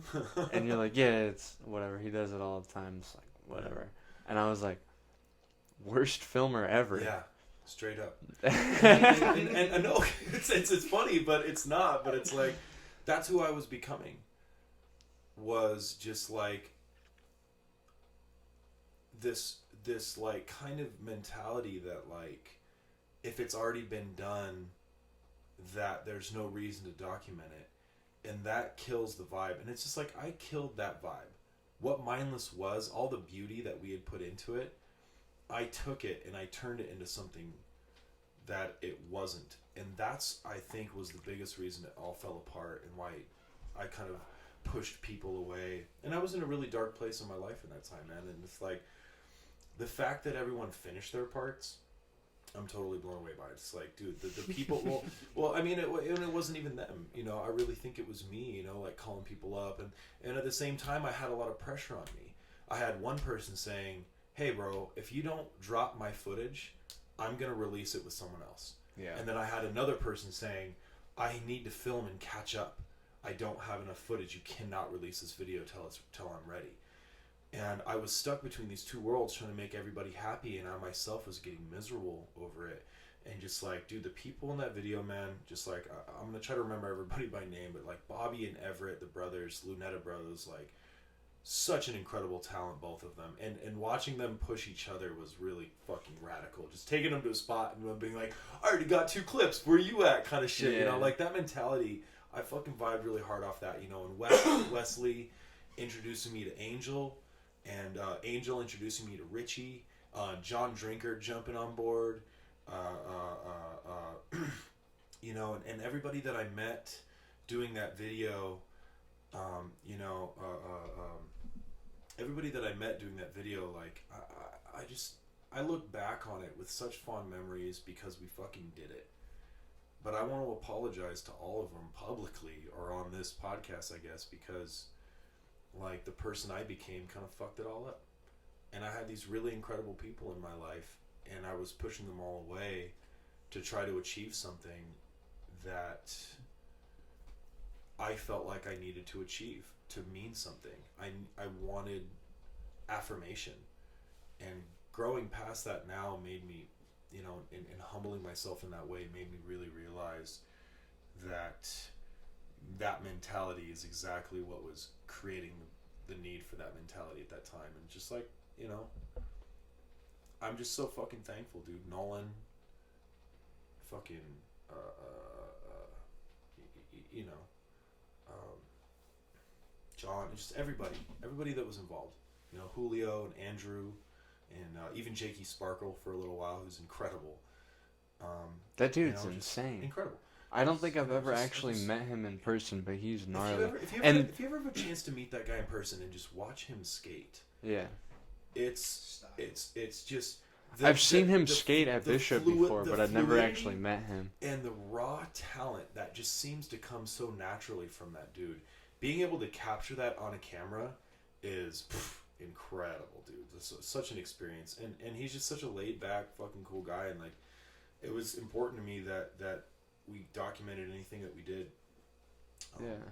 But I just want to say to the Mindless boys, if you're listening, like, I love you guys. You know, respect and apologies for who I was, at that time in my life, and just thank you so much for putting up with me. Yeah. And Trent, sorry, I just feel like I'm forgetting people. Fuck, it's been a little Well, while since. we will throw up. You're gonna send me some shit. We'll throw up names and stuff. Some clips of everybody, people- whatever you want, man. People will know. Just thank you guys, thank you, and thank you guys for allowing me the medium to express that. Yeah, dude, no worries, bro. So that being said, Hey, you know what? Honestly, I want to take the time to thank you, because without you, I wouldn't have met Bobby. Shout out Bobby. He's one half of the Lunetta brothers, but I don't know the other guy. You know, Rito.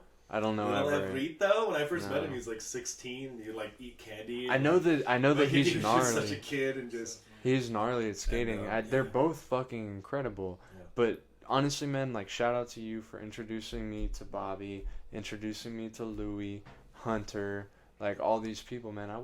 Caleb, I would have never met any of them If without I could you. have had my way with everything, it would have just been pure love. I just wanted everybody to love each other, man. It's like that's like that scene in Semi Pro where Will Ferrell's on the bus and all the team members are arguing, and he just turns around and he's just like, everybody love everybody. You know, it's like that. It's funny, but it's just like, I just wanted a family. I wanted everybody to care for each other, and I pushed them all away, not allowing people to be themselves. Yeah. And Louie again is really the glue that held us all together. You know, just shout out to my boy Lou. I love you, man, and just like thank you for putting up with me through all these years of crazy shit. And I'll never forget the times that we had. And I look back at it all with fond memories, and I really, really hope that you guys all feel the same way. So, you know, if you guys are listening, you know, I just love y'all. Respect and humility from my end of things, and thank you, truly. Louie! But What no, does Hunter do? that's Lou. The little sheep voice. Like, Lou. Yeah, that's the one. But yeah, that's just a little segue out of what we're speaking on, and wherever you want to take it from here, brother. yeah, You know, no worries. Just wanted to get that out. No, I honestly, like, shout out to you for doing that. I had to do something similar. You know, I blew a premiere, and then like subsequently, like, people did not want to be involved I with just feel like me I let like they everybody were. down, man. You know, and I don't want to feel that way because we had some great times and we did some incredible things and some really amazing footage came of it. And it was what it was, and I'm glad that It is what it is. Yeah. it is what it is, and it was what it was, and, Yeah. and I'm thankful for those experiences, and I wouldn't be who I was right now if it wasn't for that shit, you know. Just like, Shout out Chrissy Chaos. What are you gonna do? So yeah, whatever you guys want to talk about, man, I'm down. I with want that. to talk about. Mulan. No, I don't want to talk about Mulan. Can we talk about the 3 seconds that you watched that I showed you? It's like when you see something awful and you can't unsee it and you can't unknow it, dude. Like I can't ever unsee that, like, for 15 seconds of just. I cannot believe you guys took the budget you had, and that's what you did with it. They ruined Mulan. They ruined, because that story is I loved actually that cartoon when I was a kid. that was amazing. I saw it in theater when I was Here's a kid. the thing. My dad took me to see Mulan in theater when I was a kid. I think he fell asleep or whatever. But I don't give a fuck what you think. If you're our age, you watched that movie and you probably liked it. And if you want to be a tough guy and act like, oh, I fucking never liked Mulan, fuck Mulan, blah, so, blah, blah. so what you're saying is you probably liked it and you probably denied it. Exactly. Exactly. That movie was so, like, impactful. dope.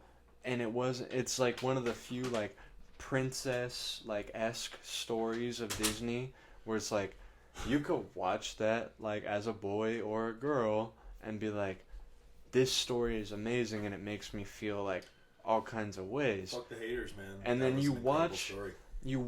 the live action. You watch the live action. Listen to the fucking grit and just disappointment in his voice. Like, I can hear it from this side of the table. Dude, man. it He's was so bummed. fucking bad. It was so fucking terrible. I haven't even finished it. I never even I got to the last, like, fucking half hour or So, like, 15 minutes, so- and I was like, I'm over So, like, it. top 3, like, worst movies you ever seen in your life. The worst movie, no, you know what? I think that Mulan is almost tied with Dragon Ball Evolution. Oh my I god. I didn't even go down that road, bro. Dude. It's right there. Like, growing up watching They're Dragon like Ball hand Z, in hand. So fun. growing up watching Dragon Ball Z and then seeing the trailer for that movie, I was like totally turned off in every sort of way possible. Fuck all that. It was so bad. Did you know that it was so bad that what's the guy's name that created Dragon Ball Z and Dragon Ball? Alexis? Google it real Akira quick. Toriyama? Hit the Google real The quick. guy that made this original story? Yeah. Yeah, Akira Toriyama. Yeah, he fucking created Dragon Ball Super to make up for the shit show that was Dragon Ball Evolution. Okay. Did you know that? Can we just put it out there that I hope that he also did that to make up for Dragon Ball GT? Yeah. Well, Definitely, Dragon 100%. Ball GT was made. It was By that was different fan. people. That That was was made by fan different- made. They sold the company or the name off in Dragon Ball GT. But Dragon Ball shit itself GT into the world and- Dragon Ball GT was nothing in comparison to what Dragon Ball Evolution was. It wasn't. I don't give a fuck. Because there's parts of Dragon Ball GT where I can enjoy it still. Okay. You know what I mean? So does it make the top 3 worst movies you ever saw list? Yes. Okay, so Mulan, Dragon Ball Evolution. And then the third one? Sure, if you can give it, on the top of your head.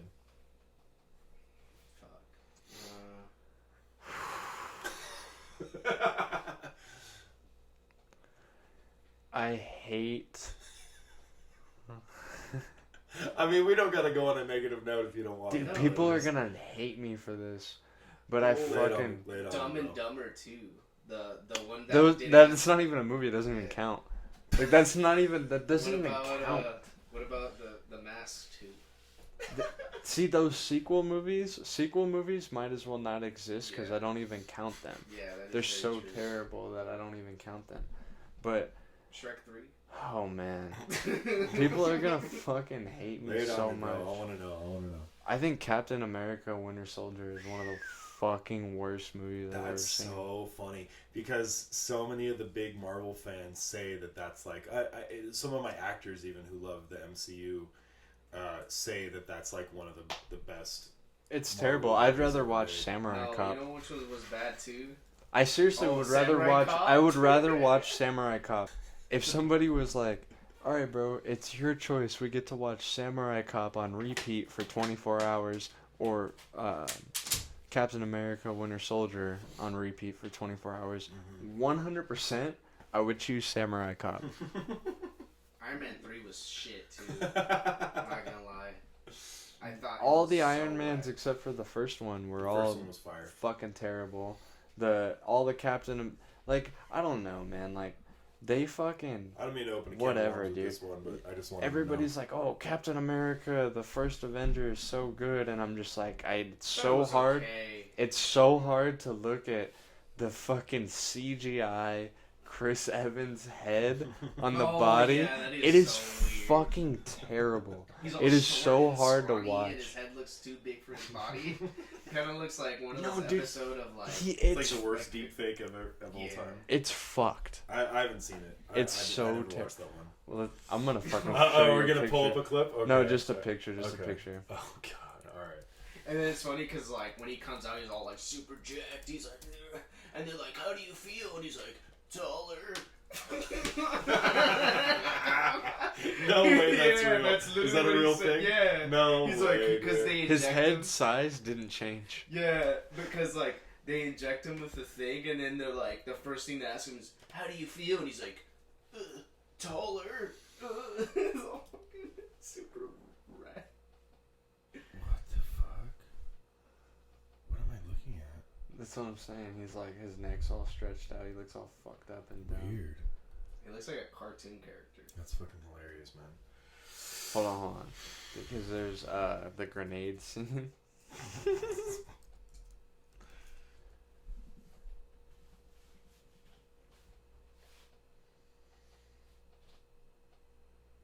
What are we looking at here? What in the fuck? Look at at his fucking head. Look how giant that is and shit. Was that like, that was a blah, blah, Why? blah, inside a dumpster fire, inside a train wreck. That's pretty funny, man. Well, I'll tell you what, I'm excited for. I mean, besides like obviously the mainstream shit, like I'm super excited for Kenobi. I don't know if you, I really am. I'm really excited for like all the Star Wars shit that's gonna come out, but like, I'm scared at the same time. You know, I'm like, fuck, they might ruin it, whatever. But we'll see how it goes. But something that's outside of like all the mainstream as far as like independent things go, the thing I'm most excited for right now is Caged and Wild. Oh shit, yeah. I didn't expect that, but yeah, cool, man. I am, you know. Number one, I should fucking default, you know, make it known that like I don't, I'm not as involved or like actively seeking out independent films as I used to be in my former years, you know? So like it's not like I know anything about like, oh, this next independent film, blah blah blah, you know? Yeah. But I do know that you're working on something. You showed me a little exoskeleton trailer kind of thing you're working on, like a concept. The rough cut, the trailer. Yeah. And I'm glad you got to see it. I'm glad I got to show Alexis too. And It's fucking dope. It's That's all I'll say this. I saw some stuff that you shot in the hallway when you guys were running through the hallway and stuff, because I was hanging out with you like a couple of days after that like scene was shot. Right. That's all I've seen. I haven't seen anything, but I remember when you even got like the prop guns. Oh yeah. And everything. Yeah, early days. Oh man, one of my favorite posts from Skylar ever, dude. He was so funny, bro. I was showing him all the prop guns that I bought, and we were getting ready to start shooting for Cajun Wild, and he picks up the little snub nose 38, and he's like, "This is so sick, dude!" And he like took a picture of himself, and he's like, he posted, it's like feeling cute. Might rob a bank later. I fucking died, dude. It was so funny. It's in theaters now. Man. Coming this summer. Oh man, that shit was so funny. Yeah. You know, here's the thing, bro. Is that like if you reverse the clocks back to my earlier days, you know, I feel like I've been doing this my whole life. You know, like grabbing a camera and creating something, and there's a lot of things that I did in the meantime throughout my life that have been important to me. You know, music being a really big one of them. But the thing is, bro, is that like if I'm being perfectly honest, like full disclosure, the reason why I don't feel like I pursued music as hard as I could have is because it just wasn't. I don't think that's what I wanted to do with my life. Like, I enjoy it, I love it, and the people that I've met through music, some of the most inspiring people and the people that really lifted me up and supported me through all the years that I, you know, toured and recorded and played shows and so on, you know. Sam Harjan being one of my favorite and best people that I've ever met. My bass player buddy Sam Harjan and Luke Chandler and incredible people. Gabe Ramos and Ryan Scruff, you know, back in the day, and you know, just the people that I was always really enamored by, you know, Malik Moore and Ian Crosby and Aurora Milady and Grant Taylor and just all these, just, you know, Warren Henderson. It's hard to look back on those days because it was such great times, and it's such an important part of my life that really shaped who I am and the experiences that I had, and I'll always be thankful. But the truth is, man, is that like I just don't feel the same way about music anymore. Like, music is beautiful and incredible, but I don't think I'll ever love anything as much as I love film. Film to me is the most complex and genuine form of expression that I've ever come across, and like it just seems like such a gigantic undertaking to learn how to become a filmmaker, and just like I've done films in the past, short films, a feature when I was younger. I made a movie in 5th grade with some friends, you know, and then I did skate videos for a real long time, and skits and little things like that. And looking back at it now, I feel like it really shaped who I am and who I'm becoming and who I want to be.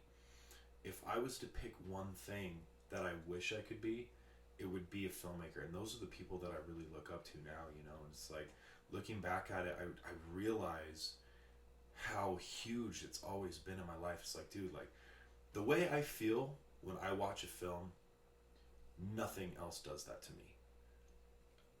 I watch these movies that are just so beautifully made and so incredibly just like insane amounts of just like, and you go through it. For me personally, here's the thing, bro. Here's the thing. Check this out. So when people watch a movie, a lot of people will just watch a movie and take it on surface value. But the thing is, man, is that when you watch a film, it's like reading a book. You have to read in to the intricacies of what people are trying to say with certain things, and you have to understand that it takes a certain level of devotion on your part as the viewer to dig in to what's being said to you and what's trying to be portrayed. And it's like, if you make a movie about something that you're not passionate about or don't have anything to say, people are going to notice it. But if you make a film with something in your heart that you want to say, that you really fucking truly believe, and you really have passion, like, somebody is gonna care. Yeah, and 100%. That's fucking incredible to me. Like the level of fear and excitement and pain and joy. Like, when I watch a movie, sometimes some of my favorite types of films are buddy picks, because I feel like I made friends and it's my escape. Yeah. Film is my escape, dude. Like, this world, man, is such a I feel a such very a gnarly place, man. I feel a very similar way. I really do. Fuck, man. You know? I think I was more so influenced by like the whole Jackass, Viva La Bam, Wild Boys, for real. Like, Yeah. I was like, those were really heavy in my early life, you know. Like, I fucking watched those things religiously, and I always felt that movie production was just so far out of reach. You know what I mean? Yeah. And it wasn't until like I had seen Clerks, I had seen like a bunch of Kevin Smith Shout out movies. Kevin Smith. Shout the fuck out, Kevin Smith. Much respect and love for that guy. Dude, he was so influential in my life. Like, when I started branching into the teen years, like, not necessarily in the teen years yet, but like at that point, like 10, 11, 12 years old, I had been watching Dogma. I'd been watching Incredible Clerks. movie. I love that film. That shit is hilarious. In fun. 2007, it was either 2007 or 2006, I'm pretty sure. Clerks. Did you know you can't even buy that movie anymore? You What? can't buy Dogma anymore. They Oh stopped yeah, pricing because it. of Harvey Weinstein. And so now, like, to find it, you have to buy like used versions, and they're all like blowing up Yeah. in price. I don't know. My friend Just go on the my buddy internet. Cody, I watch it on the internet Yeah. quite frequently, to be honest with you. It's one of my favorite movies, Dogma. It's a good Yeah. film, dude. It's fun. Yeah, It's fun. fucking fuck that fat fuck. Fuck that guy. my favorite line in Dogma is, you know, it's Jason Lee, and he's like, "Can you make me a holy bartender?" And he shoots the bartender, right, and then this whole scene unfolds, and then afterwards Jay is just like, he's like, Oh my god. "Oh, holy bartender, I get it. That's a great one." That shit is fucking gold, dude. Like, just way later, dude. It's so funny. Oh man. Kevin Smith is a genius. Low key genius. And I don't think he. I watch Fat Man and Beyond every week. It's his podcast he does with Mark Bernardin. Shout out Fat Man Beyond. Shout out Kevin Smith. Shout out Mark Bernardin, because I got into Fat Man Beyond because it was like him talking about movies and talking about different stuff. Dope. But he is so self-deprecating that it's like, he's so likable to me, you know, because I feel him. I know what that, like, I know the fucking feeling of creating something that other people praise you for, and you're just like, ugh, like fuck, It's like, tough.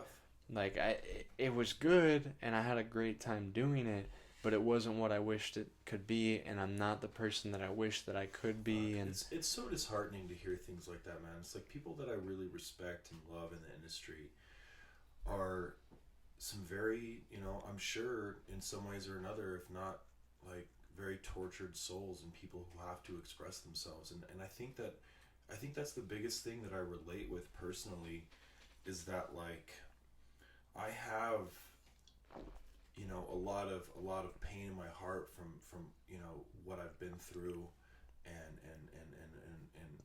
I want to express it in a positive way. And I think that being able to say something is what really drives me with film. It's like I can express the things that pain me. I can express the things, and all I really need to do is keep pushing to learn how to properly do it, because a lot of people don't realize that everything, every fucking frame, every camera movement, every character movement, everything has a subconscious effect on you as a viewer. I mean, when I learned there's a reason why they call it movie magic. Well, when I learned that when a character moves from the right side of the frame to the left side of the frame, it makes us uncomfortable and creates a discomfort because we read left to right. Mm-hmm. And it automatically gives you an uncomfortable feeling with that character. And when I learned that, and then you move a character from the left side of the screen to the right side of the screen, there's an ease, there's a comfort. When you have a character walking up a hill, it's tough to walk uphill, but when they're walking down a hill, it creates comfort. And it's like you use these psychological effects.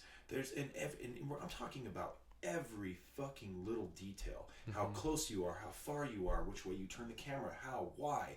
And it all has a purpose. When you can create tension from, like, let's say, like what you're saying, moving from the right side to the left side mm-hmm. of the camera is like, people Alfred dislike did it. that to paint bad guys. Yeah, that's what I was gonna say. Is another effect you could do so that it makes it almost easier on the eyes, but it still brings that intent, is a pan of the camera to the right, from the left to the right. Because as we read from left to right, we naturally scan left to right, so there's a comfortability that's subconsciously caused in the viewer. And what it is to me, and what I've realized what it is a visual language. It's a language. It's something that you have to learn how to speak in order to properly portray. And we're talking... I'm better at speaking the written language. You know, you're a good writer, man. I dug all your work, and not that I got to read all of it, but the stuff that I loved, I would read over and over, and like that's the thing about me is that I love storytelling. I love growing with a character. I love feeling like I'm involved in this world, and it's my escape. I want to do that for other people, man. I want to create something that makes people feel something, and that to me is the purest form of expression. Is when somebody takes nothing and turns it into something that makes people feel something. Yeah, is art. It doesn't matter what the fuck it is. It's magic. That's some magician trash, fucking cameras, music. It's literally nothing before you pick it up and turn it, and that's true expression to me. That's true artwork to me, and that's what I want to do. That's what I want to fucking do. And here's the thing, bro. Do you think that you're doing that with Caged and Wild? Do you think that that's like a stepping stone, more or less, or do you think that like this is something that I can like? It's more of a backbone than a stepping stone. You know what I'm saying? Every time I fail, I succeed, I win, I lose, I gain ground, I lose ground, I'm learning. And I have so much respect for the people that have just worked their fucking asses off to be creators in that way. And I don't give a fuck how long it takes me, dude. I want to fucking push myself and learn and read and study and do and experience. And it's fucking heartbreaking, and it's disheartening, and it'll destroy you. You have the mind of a scholar. Well, but no. I'm not laughing at you. What you just described, you have the mind of a scholar, you have the mind of somebody who wants to be progressively changing, moving forward, creating, adding on. Like, there's no. The mind of a scholar isn't necessarily a niche thing like other things are. It's such a wide, broad thing. You know what I mean? Like, you can be a scholar and be just a complete film nerd, and that's all you are, blah, blah, blah. You can be a scholar and just be completely obsessed with history and not have any give a fuck about a current event, you know? But you can still be a scholar. Like, the You can way be a that scholar and give a fuck about flowers more than anything else. It's you can be a botanist, you could be a it's personal. mycologist, you And- can do all these things and be a scholar. And I just gotta say that, like, so many passions have driven me. You know me, dude. I love to play music. I love to. Oh, excuse me. The coffee's getting me. You're all good. I love to play music. I love to network. I love to gain acquaintances and surround myself with people that inspire me. And to be perfectly honest, bro, the reason why I quit making movies when I was, younger, just before Mindless and the music thing was all kind of coming to a head and ending in my life around age 25. The reason why I quit making movies is because I realized that I didn't have anybody around me that really pushed me to be creating. And like, I had Evan Jones by my side, who was my fucking, like, my biggest inspiration and my biggest motivation. Keep going. And like, dude, the thing is, bro, is that, like, I had my heart broken over a project, man. I had my heart broken over a project. I was making a film, a post-apocalyptic film, and I had a falling out with the director of photography, the camera guy. And it broke me in such a way that I just gave up. Fuck. And it's kind of fucked to think about now, because, like, I feel like I needed that time away from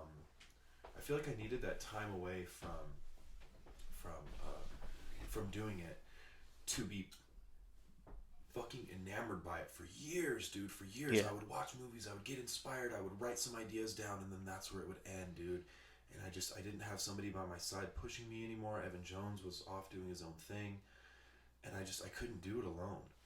So I guess what I'm trying to say is that, like, what I'm really trying to get at with this, bro, is that if it wasn't for the people that I, by miracle, surrounded myself with, I would not be anywhere near where I am right now. And it's just like, dude, like I could list you off a group of people that think that I brought them together, but the truth is that they brought me to them, and everything that happened with Cajun Wild, one thing after another, bro. It's like the universe was just fucking lining up left and right, and every time I needed something, it was provided. Every time there was a problem, there was an answer. Every time I things were going wrong, it was fucking like there was a blessing that fucking fixed. Like, I can't. The only word I can describe the last 2 years of my life working on this film, from June of 2019 until right fucking now, where I'm editing every week with Ryan Joseph, a really incredibly talented young man, that serendipitous is the only word I can use to describe it. It's like the fucking universe lined up and allowed me this path. And, like, starting with the top of it, where it all started, me and Cody Chacon and Justin Evans, pitching that we should make a movie, and then me being like, okay, well, let's start pitching movie ideas, writing the script, putting a casting call out there, and meeting Levi Conley, Paisley Bird, Tori Keaton, Mauricio Saldana, Jeff Willey, just meeting these incredible people who not only pushed me as a creator and helped me grow, but I think we helped each other grow, and we made this beautiful little tight-knit group of friends and family, it feels like, and then we just kept expanding and like, I'm just so fucking grateful for this opportunity, dude. And Shout out Justin and Cody. just I can't stress enough to you, bro, that I am just so fucking lucky. I put myself in debt, in credit card debt. Yeah. I remember you were telling me all about it. I put everything I have into making this film, and more and more and more on top of that. And I'm talking every weekend last year, I gave up everything that I had, you know, social life, whatever it was, bills, things that I had to take care of. I fucking threw it all aside and committed to myself to this shit. And like, I gave up everything that was around me to go down this road. To invest, you invested in yourself. That's what I'm doing, bro. I'm trying to invest in my future. And it's like, there might be people who don't believe in me, but I'm so fucking thankful that the people I do have around me are there. Like, dude, to this day, just today, I spoke with Tori on the phone, and she's gonna help me trademark the name. She, out of the goodness of her heart, and she's been there for me in that way. Paisley's been there for me in that way. Everybody stepped up and worked their fucking asses off to make this fucking film happen, dude. And it's just like, without that, you're nowhere. Without the people around you and the people collaborating with you, you're nowhere. 100%. And just those people are such a fucking just huge part of my life now, whether they know it or not. I fucking love all of them, dude. Like, from the bottom of my fucking heart, that we did this together. And I don't give a fuck what's gonna happen with the film. If it fails, if it doesn't, whatever. Nothing can take away what we went through together. Yeah. And I'm talking desert during summer. You're talking in 120 plus degree weather with a black shirt over my head, holding a camera rig, bending down a foot so that I can shoot at the actors to empower them rather than depower them by shooting down on them, subconscious film, you know, angles and stuff. You're talking about driving out to the desert and cracking your fucking windshield. Oh shit, yeah. Oh my god, dude. That was scary as fuck, dude. I'm so lucky that it was okay. Like, we were okay, man. We hit the freeway, the fucking hood flew up and destroyed the windshield, and the universe was like, you're okay, I got you. We were in the slow lane. All I did was step on the brake and pull off the side of the road, and we were okay. If it was like traffic, heavy traffic, and I was in the fast lane, like, anything could have fucking happened. I couldn't see a fucking thing. Yeah. What we all went through together was incredible. I'm throwing photos up right now. And, people are like, what? Yeah. And just the people that have helped make this happen, I owe you guys everything. And from the bottom of my fucking heart, like, thank you for allowing me to be in your life and for being in my life. And I apologize to everyone who had to deal with my fucking grumpy side, I guess you could say. But just so fucking grateful that, you know, it is what it is. And I love movies, dude, and I love film, and I want to do what the people who inspire me do, man. Like, what is the story you're trying to tell? Here's the thing, man, is that one of the best quotes I ever heard about filmmaking is that originality is non-existent. Everything's already been made. But passion is what's needed. Care, perspective, telling it in your way. Cajun Wild, nobody will ever make that film. Like, I don't care. I could give you the script. We'd make two completely different. You know what I mean? Like, it's part of me, and it's a part of everyone who was involved. And fuck, man, it's crazy shit. It's crazy shit looking back on it. What's the story? Okay, yeah. Sorry. What's the story you're trying to tell? Okay, so here's the thing, man, is that realistically, in the grand scheme of things, what I'm trying to say with Cajun Wild is, it doesn't matter how bad the world has beaten you down. It doesn't matter how shitty your life or who you are surrounded with. It doesn't matter. You have a strength in you that can fucking pull you out of all that. Everybody does. And the story's about a girl living in an abusive relationship, working for her husband, who literally is like the worst person in the fucking movie. He's the devil. He's like low key, like the effort, you know, the what's that fucking word? The materialization of the devil in the world, and it's about this girl who's living this life under, you know, the abuse and shittiness of her husband. And but meanwhile, it's also kind of about these four outlaws, you know, and it's like when they cross paths, and she ends up stuck with them, through a bad series of events. Maybe I'm revealing too much about the story, maybe not, but ultimately, it's like a Stockholm Syndrome story. This girl gets taken by these outlaws and she's stuck with them, and the longer she spends, with them, the more she realizes how shit her old life was and how she's falling in love with this lifestyle, and we follow her through the story of growth through pain and fucking torment and growing to be happy and fucking take her power, dude. Empowerment to women, man. Fucking A. Like, women have been through so much, dude, and I really want it to be kind of like almost like a fantasy piece for a girl living in an abusive relationship. Like, dude, whoever you are, if you're out there, like, you are fucking strong. Whoa. And you don't have to fucking live that life. Like, maybe you need someone to help you realize. But, from what I saw in the trailer, it looked very interesting. Very, very interesting. I back women empowerment. I was raised by strong women. My father was never around. The only man that was like consistently in my life that wasn't a piece of shit to me for like, a huge amount of time was my great grandfather. Right. I was raised by women. It was women who taught me like just the basic assets of life, of like how to do things for the most part, And it bums me out when I watch all these Hollywood movies about women who are powerful women, like Captain Marvel, or even the newest fucking Falcon and Winter Soldier.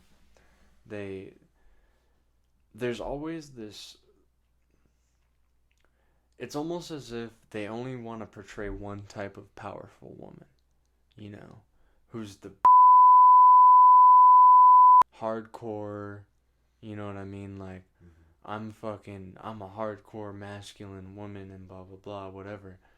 But the women in my life who were really strong and really, like, to me, showcased, like, life to me, They were pulled strength from their heart. Yeah, they were nothing like that. Yeah. They were nothing like one of the greatest people I know is my grandma, who's she's not blood. She's my step grandma. Like, it's my stepfather's mother, right? She is such a badass, but you never see that aspect of it. You never see like the, like feminine aspect of the female who's a badass. And that shit it bothers me. It bothers the fuck out of me. I complain about it constantly to my friends, and I'm sure they're so tired of hearing about it. Like my mom, shout out mom, dog. She draws her strength from her heart, like I was saying. Yeah. Like, and that to me is like, love is stronger than hate. And, what's the opposite of love? What if the opposite of love wasn't hate, but it was fear? Yeah. You know what I'm saying? And for someone to use love to overcome fear is the story that I want to tell. Yeah. You know what I'm saying? And like, to me, like, that's the epitome of the strength of these characters, is that this girl in Cage and Wild, to be clear, this girl is finding a family who genuinely cares about her for whatever reason. And that's what brings her strength out. It's not because she can turn into a hate. It's because love inspires her to grow past fear. Yeah, like there was the scene in the trailer and she was like, I'll get you out of here. Yeah, like, dude. And it's the love. I felt it when I was watching it. It's a rough cut.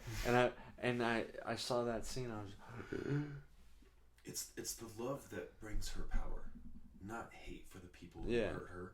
It's the love for the people that care about her. Yeah. And that's what I'm trying to say, man. And that's what I want to say. It feels authentic. Anything, The little that I've seen feels way more authentic than the entirety of a lot of the mainstream things that I have seen, because it does seem like it's almost the focal point is women empowerment and like a woman, you know.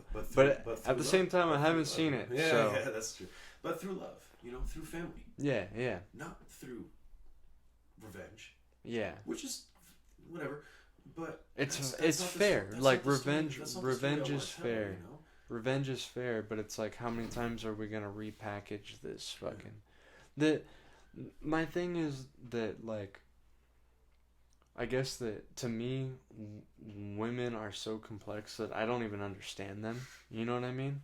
Like just Maybe being men were not meant to. 'Cause yeah, they- no, like- and I believe that too. I believe that too. But they're so complex. I don't understand them. One of my best friends is my mother. Like I love my mom so much, and you guys can think whatever the fuck you want because of that. Fix your life, not Here's the thing. you know. For me personally, bro, my mom is the most incredible person. Your I've mom's a ever met. fucking sweetheart, and she cooks she's an bomb bomb food. enchiladas, dude. Her enchiladas. Fire. But but I just gotta say that like, where was I going with this? I just gotta say like my mom raised me with everything I have in me that's good. I got from my mom. Yeah. Everything.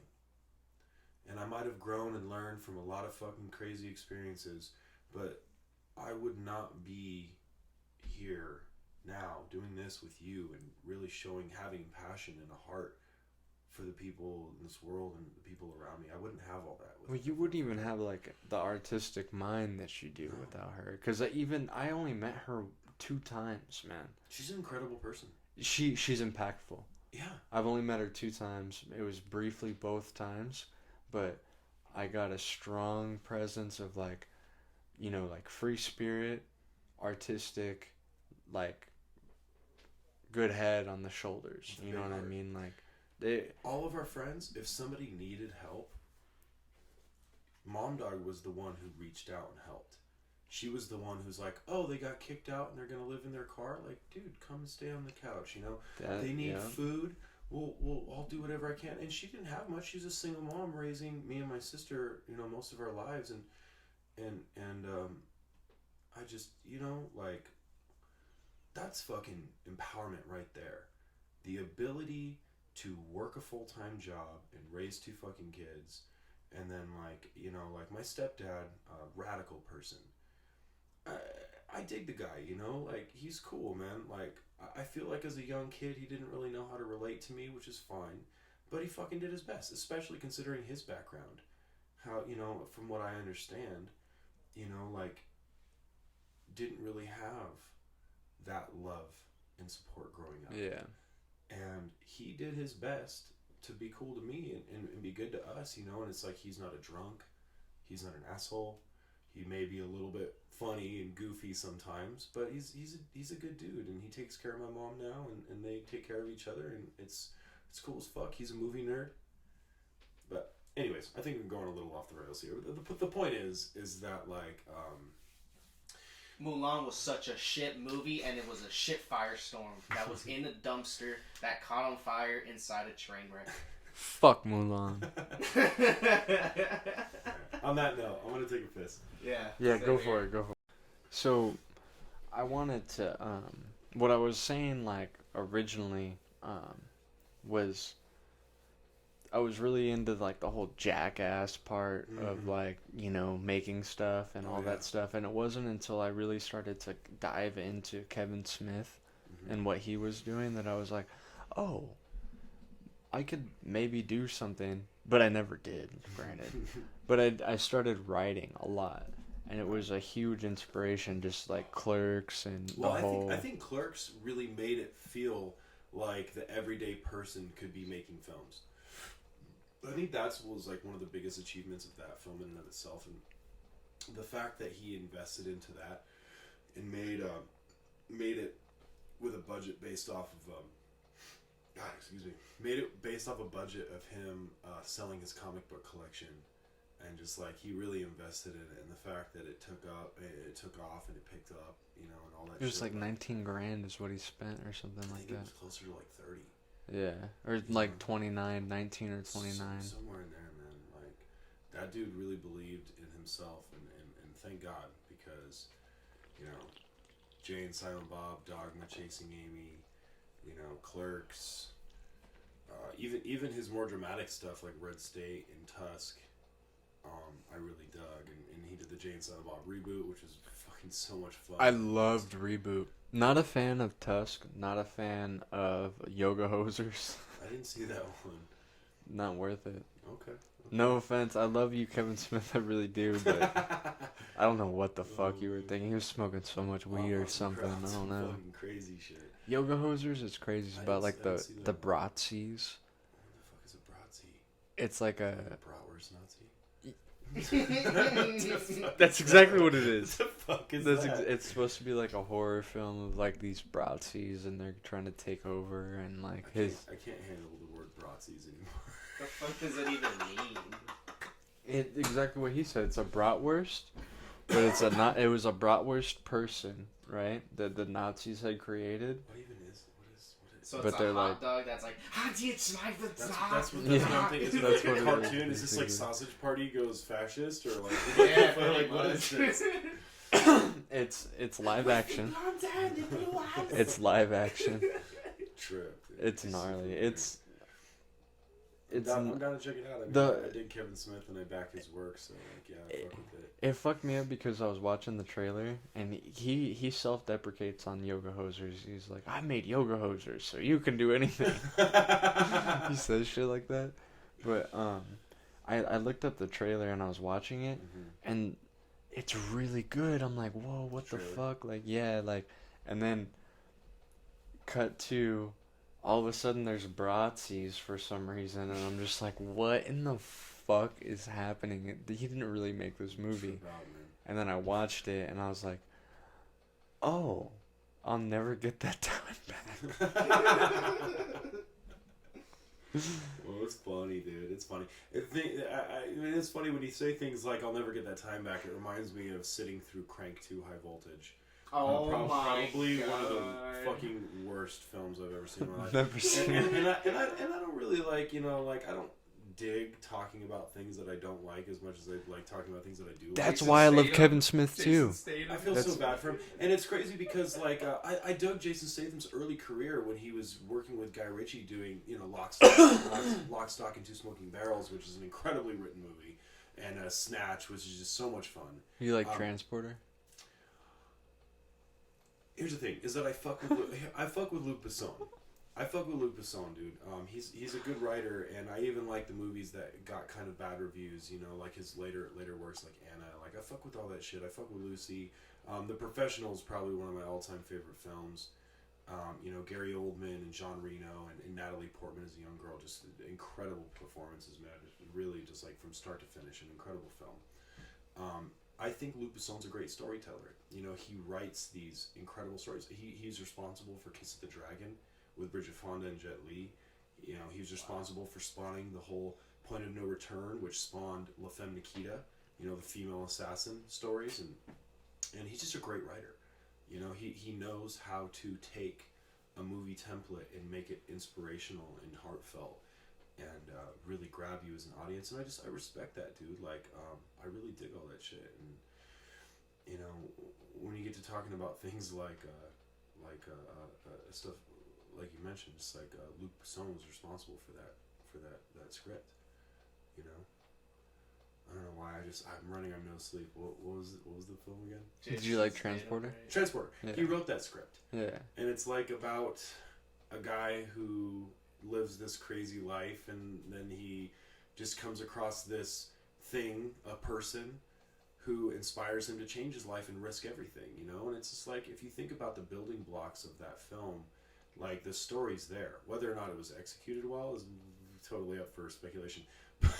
But I just gotta say, like when it comes to this story structure, like I fuck with that dude, you know? Yeah, yeah.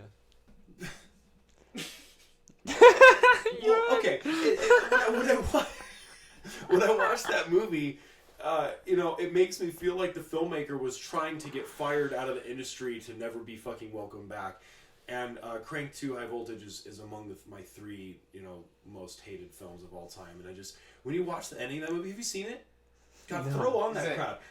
Throw up a picture of that crap. It's like they went Godzilla and made Jason Statham like a giant with a big fake chin on like cheesy wire punches and like The most cheesiest line. He's like, I guess we gotta take this to the next level. Oh my god, which is such a bummer because I actually really dug the original film with Amy Smart. You know, Yeah, because he's like taking pills or something. yeah, it's like he gets injected with this poison that's killing him slowly. Yeah. And you know, it's whatever. It's an action film, but okay, he gets injected with this poison. It's killing him slowly, and the only thing that can keep him from dying is adrenaline. Yeah. And so he's literally just every step of the movie just doing everything he can to keep his adrenaline He gets like flowing. a blowjob. So he can, dude, he starts a fight with a bunch of bikers. Like he's like sorting all these drugs and just going insane, trying to go back and get revenge on the person that poisoned him and so on. And it's silly, but it's fun.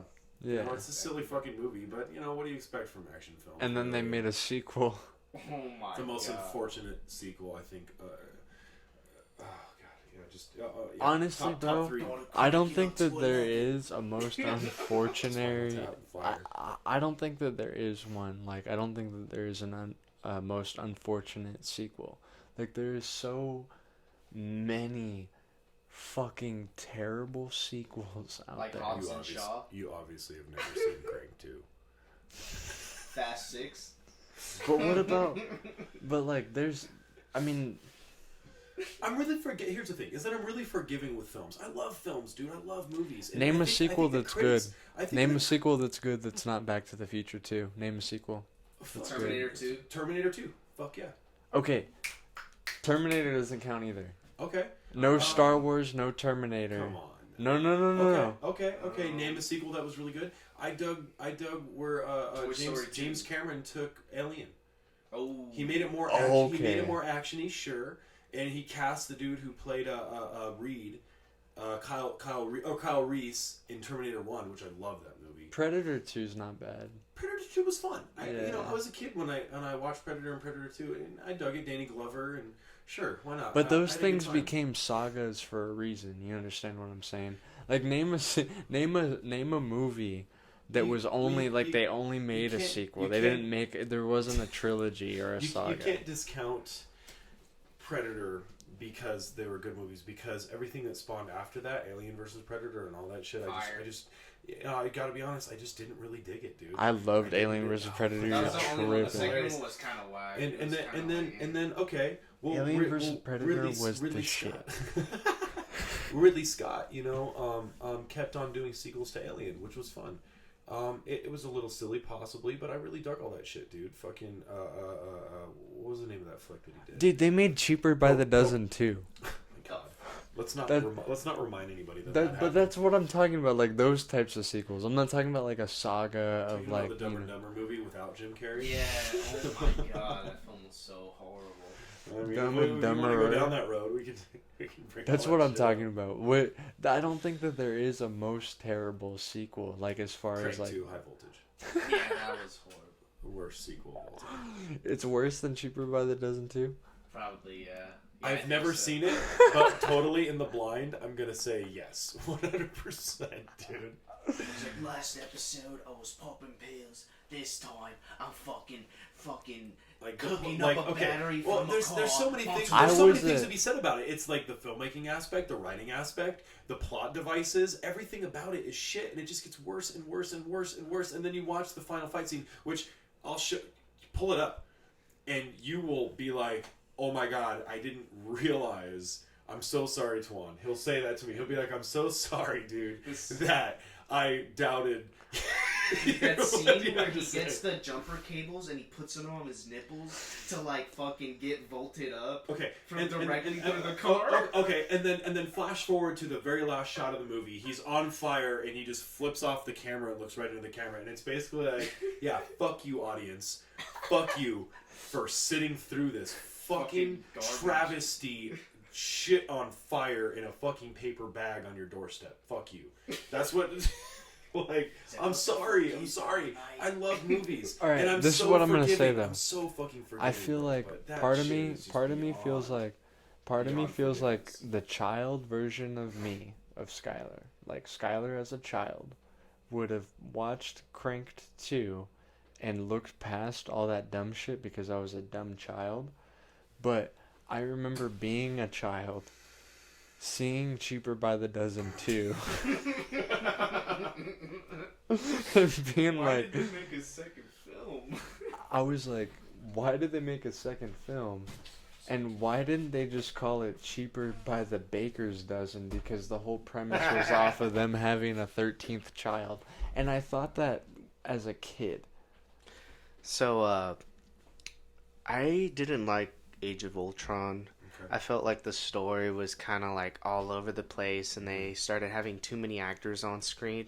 So the storyline felt like it was going to one guy and then another one, and then it wasn't really correlating well with the story, that it kind of lost its sense. Like, okay, the main bad guy, the Ultron, is made through Tony Stark's, I think, like his AI system or whatever, and he becomes like self-aware. Okay. But there's two versions that come out of it, the bad one and the good one, and then the bad one's obviously trying to put for his own If ideology. anyone wants to know Age of Ultron, Google it. Yeah. The plot line is right there for you. But the point is It just felt like towards the end of the film, it was just falling apart, just like the end scenes where they're floating above the sky and in this fucking huge ball of like the earth, and everything's just going to shit, and it's like literally that's what the representation of the film. It just felt like everything was just going to shit. if you haven't seen that, Oh. WandaVision is kind of hard to follow too. I'm so Yeah. sorry, everyone. Yeah, go ahead. I just don't fuck with WandaVision, dude. I'm sorry. I tried so hard. I watched 5 episodes, and the more I watched, the less I cared. But bringing up a positive note, I fuck with Deadpool. Oh yeah, You know? heavily, I yeah. took those movies. You know, honestly, watching the trailer before I saw it, I was like, I don't want to see this crap. And then as soon as I watched it, it was like, okay. The first I one get was it. good. The second one was kind of. You know, I didn't fuck like with the second one. You know, I fuck with the second one. Josh Brolin, I love Josh. Oh Brolin. yeah, he You did know, a great, and amazing job. Cable, it was like the only really like character from X-Men that I really remember besides Storm, Wolverine, and Charles Xavier. As a kid, like seeing the comics, like Cable's like really the only other character I really remembered. And I fuck with Josh Brolin, dude. I think Oh, he's a yeah, really definitely. talented guy, Really he's, talented. You know, and an intelligent person. You know, I mean, as far as I can tell. Country for No No Country for for No Old Man. Men, He Coen did Brothers. an amazing Yeah, job incredible. there. And he was in Robert Rodriguez's Planet Terror. Is Yeah, that he Coen was. Brothers that did that? No Country for Old Men. Yeah. Yeah, Yeah. 2007 they won the fucking. You need the to see Endgame. Academy. They won the Academy Award for Dude, that Best movie's Picture. amazing. They were for responsible for Old Men. Endgame and Infinity War, weren't Really? I don't Weren't know. they? Coen Brothers. they? Yeah. Or am I So thinking of good. somebody else? There's a Probably group are. of brothers that were responsible for the last I two. heard that Taika Waititi was responsible for Thor Ragnarok, which trips me out because I That one's That good one was too. good. See, Yeah, I that thought one That's was another good. one That's the thing that's is good. that dude is a really great filmmaker. Jojo Rabbit was one of the best films that I saw in 2019. Mm-hmm. I love that movie. I really, really do. It has so much fucking heart, and just I really believe that Taika Waititi is like gonna be the next, you know, one of the next generation of great filmmakers. You know, I love the way he tells stories. I love the way he's quirky, and it almost kind of reminds me of Wes Anderson in that way. Oh, I don't Wes know how much you know Anderson's- about Wes Anderson, but like Dude. Moonrise Kingdom is one of my favorite flicks. I love Fucking- Fantastic Mr. Fox and Isle of Dogs. Isle of Dogs. I just You know. recently saw that film, and I was like, wow. It's radical, right? And the reason I love his style is because it reminds me of Chicken Run. Did you ever watch Chicken I Run? remember Chicken Run. Like that I've seen same that one art multiple style, times. or Yeah, like yeah. Wallace and Gromit, Wallace or and Gromit. like, Yeah, that's right. and then There's just something so quirky and fun and heartfelt about Wes Anderson's films. And, definitely. And you know, if it doesn't really realize, Wes Anderson's one of the only filmmakers in history who has correctly used perfect symmetry. Life Aquatic with yeah, Steve Life Zissou. Oh, Aquatic. the Life Fucking- Aquatic. fucking, so good with Bill Murray. Bill Murray, yeah. And, Owen Wilson. Royal Tenenbaums and Bottle Rocket. Oh, was fun. you know And, what? What's that one? Hold on. What's that one that he did? Shit, I'm having a brain fart here. It was about the kid who liked making plays, and his plays were awesome, you know. And Bill Murray was in it, and he falls in love with his teacher, the kid. And it's I don't Rushmore. even know. Rushmore, I think, was in I it. never saw it. Wes Anderson's filmography is just, I think he's a great filmmaker, dude. So I many really good do. And I guess what got us on that topic in the first place was Taika Waititi and what he's doing now. I think he's like kind of like going to be one of the better filmmakers of this next generation, you know. Yeah, that dude's incredibly talented. You know, he did. I think he was responsible for that mockumentary about the vampires. Vampire. Dude, it's so what we do in the shadows, and it's like a film crew following around this group of vampires, dude, and it's Like so Abraham Lincoln, Vampire Slayer. It's no, Aberdolf, definitely not like Aberdolf Lincoln, Aberdolf Aberdolf Linkler. Oh, Yeah. Oh man. Yeah, but I fuck with that dude. I fuck with Taika Waititi. I think Hell yeah. he's gonna be making a lot of really great 100%. films over the next 10 years, man. I'm excited to see what he does next. Reverting back to Bill Murray real quick. You ever see Osmosis Jones?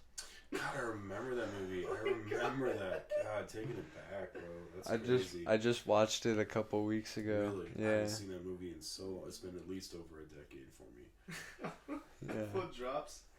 Full drops a hard-boiled egg on the floor. A monkey at the zoo puts it in his mouth. He fights the monkey. Gets the He fights the monkey, and then the monkey spits it out, and it rolls on the floor again.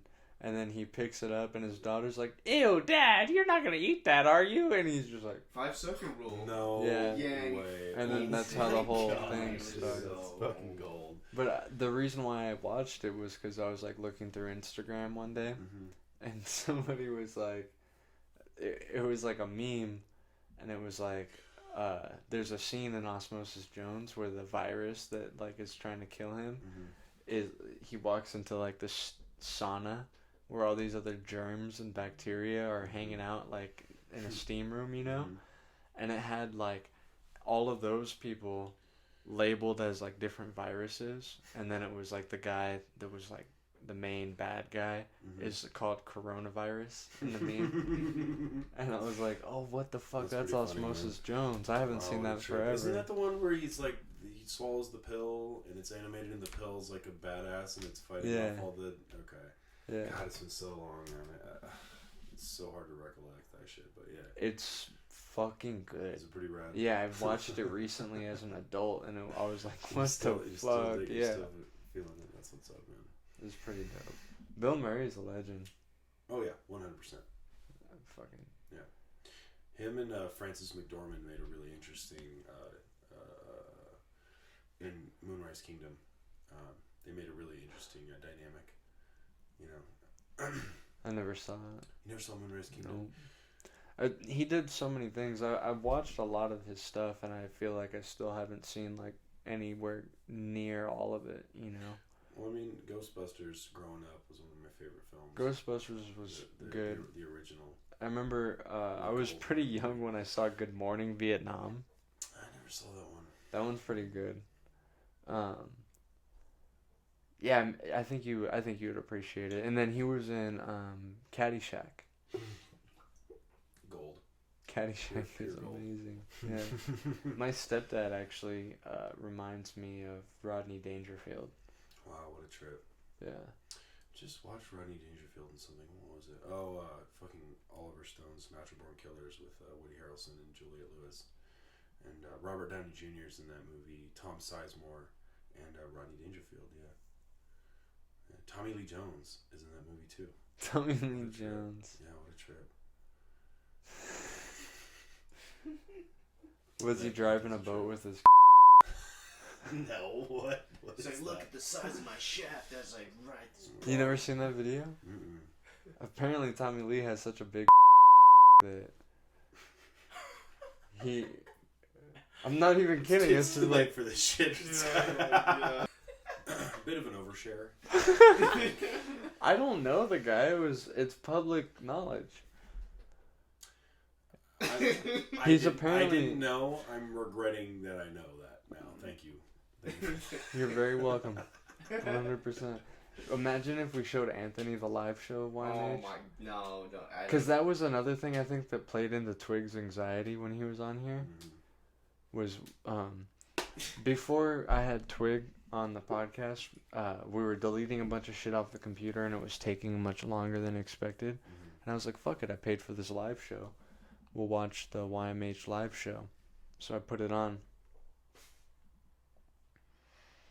Let's just say that they had a lot of stuff that I could never unsee. You can never unsee it. Yeah. Well, thank you for giving me a heads up of exactly what to avoid Yeah. in this world of podcasts. Thank you. Appreciate you. You're welcome. Truly. Yeah. It's so fun. Dude, it's so funny. But Twig was like here's the thing is that if I showed it to you now, it would be different because I've already seen it and I know what's on it. So if I showed it to you now, you'd be like, what the fuck is wrong with you? Why would you show this to me? At the time, I had no idea what was going to be on. What the hell is going to happen? And I knew it was going to be gnarly, but I didn't know it was going to be that gnarly. And we're watching it, and Twig, I was like watching his perception of us change while we were watching it. Yeah. And he's like, what the fuck is wrong with you guys? Why are you watching it? What did you get me into? Like, dude, we didn't know what was gonna happen, but like at the same time, it's like, dude, you gotta hold out and wait till the end, like. Anyways, all right. But, yeah. So I had a couple more questions before we like end off and do all that good shit, but I wanted to know, how many times did it take you? Like, how many drafts did you go through before you came to like okay, this is gonna be the script. This is gonna be Talking like about the screenplay for Cajun Wild? Yeah. The entire script was being revised. It seemed like at least 3 to 4 times a month as we shot. That's that's it normal grew. With production, allegedly. I mean, it's tough to say. I mean, some people really locked into what their vision is. Yeah. However, when it came to Cage, you know, like no spoilers, throwing it out there, just some very dramatic changes had to happen because of the limitations that I had on time to film with the actors and so on and so forth. So I had to actually redraft the entire script to get it to basically make up for the limitations that we were facing. And then on top of that, we were also facing major rewrites almost every time we shot. A lot of the time, I feel bad for the actors for having to put up with this, but a lot of the time it would be like, okay, I see where things are going. I think things need to change. I'm going to change the script entirely. And it would happen on a weekly basis because we were shooting every weekend, and then I would rewrite the scenes that we were about to shoot that weekend and send it back to them. The original version of the script that I sent out was draft 10, and I stopped counting after about draft 35. So a lot, dude. We had a lot of rewrites, you know, and some for better and some for worse, I think. But ultimately, like, as things progress, you have to kind of, like, adapt, at least for me personally. However, I would like to be kind of more like Edgar Wright in the way where once he writes a script and he has it and he's ready to do that as it is to tell his story, it's not really about the micro, but really about the big picture. Edgar Wright's Baby Driver that's a good example of that because like he, no matter what was said about, oh well, maybe this character wouldn't say that or maybe they would, you know, like, is this real? Is it not? He's like, dude, it doesn't matter. I'm telling a story here. And that's what matters, the big picture, you know? And I respect the fuck out of that. And I think that a lot of big production films in that way have to kind of find a way to lock. However, they say that a movie's written 3 times. The script, during production, and then in post. And I don't know if you ever saw the video online how Star Wars was saved in the edit. Yeah. Incredible story. Very inspiring. And just for me as a filmmaker or trying to become a filmmaker, I don't know if I can go ahead and claim that. But I would like to say that seeing that video that whoever made, I forget the name of the guy who made it, really inspired me to believe strongly that no matter how things went, whether it went right, whether it went wrong, there was potential to make a great film just off of what I got.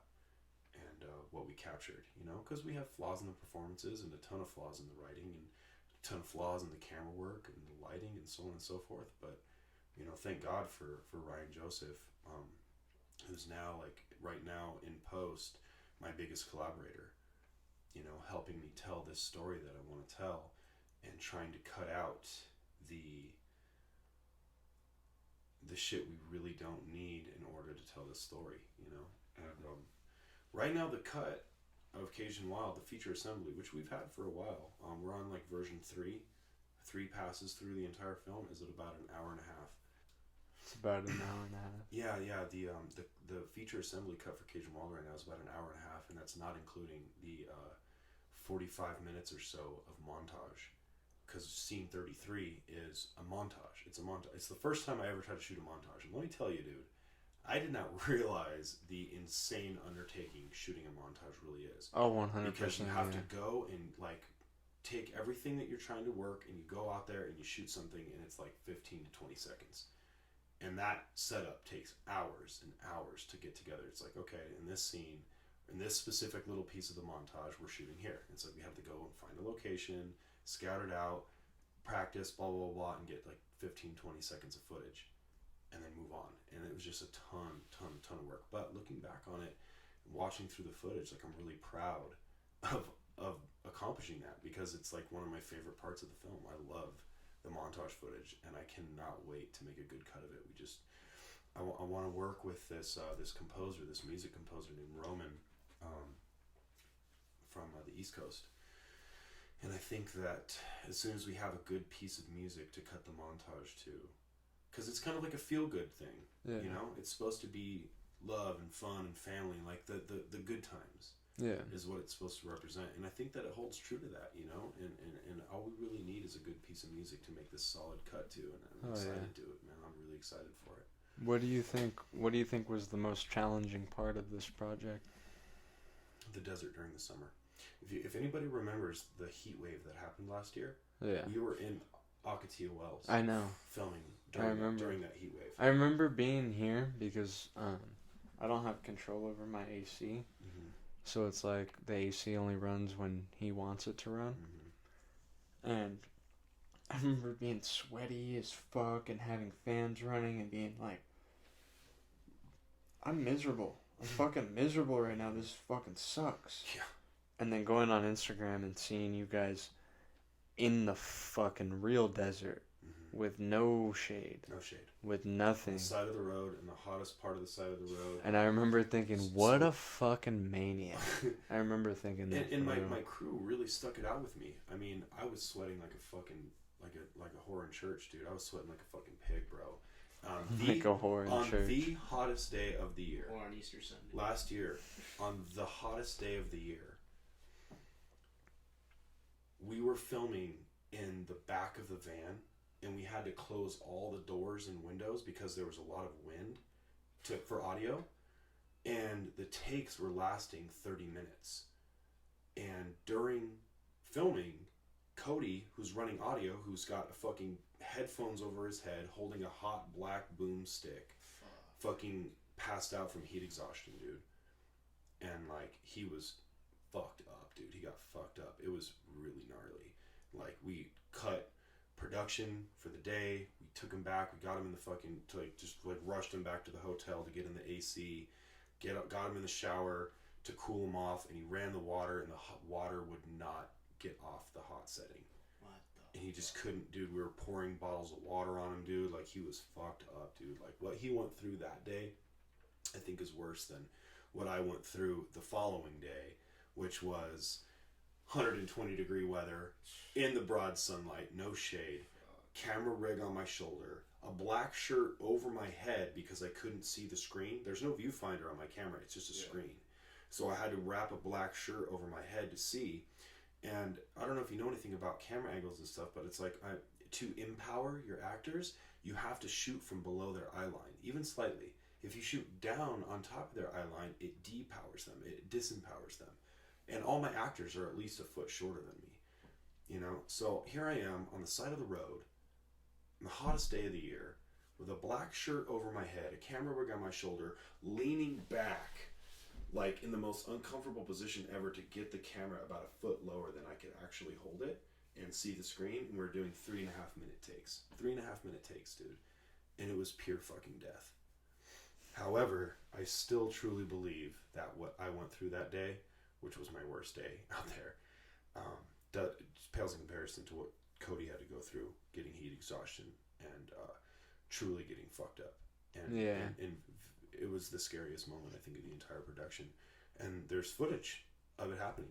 You see, we're filming Mauricio Saldana, do this really long conversational piece, which is like 7-8 pages long, of just dialogue straight. And he kept on having trouble with it. He kept on kind of dropping lines and things like that. And so we were just running 30 to 50 minute long takes. And in the middle of it, Cody just fucking goes down, dude. Boom. Just fucking face first into the fucking back of the van. All the windows were closed. The doors were closed. We were trapped inside of a van on one of the hottest days of the year, easily bumping the temperature up at 5 to 10 degrees. Easily.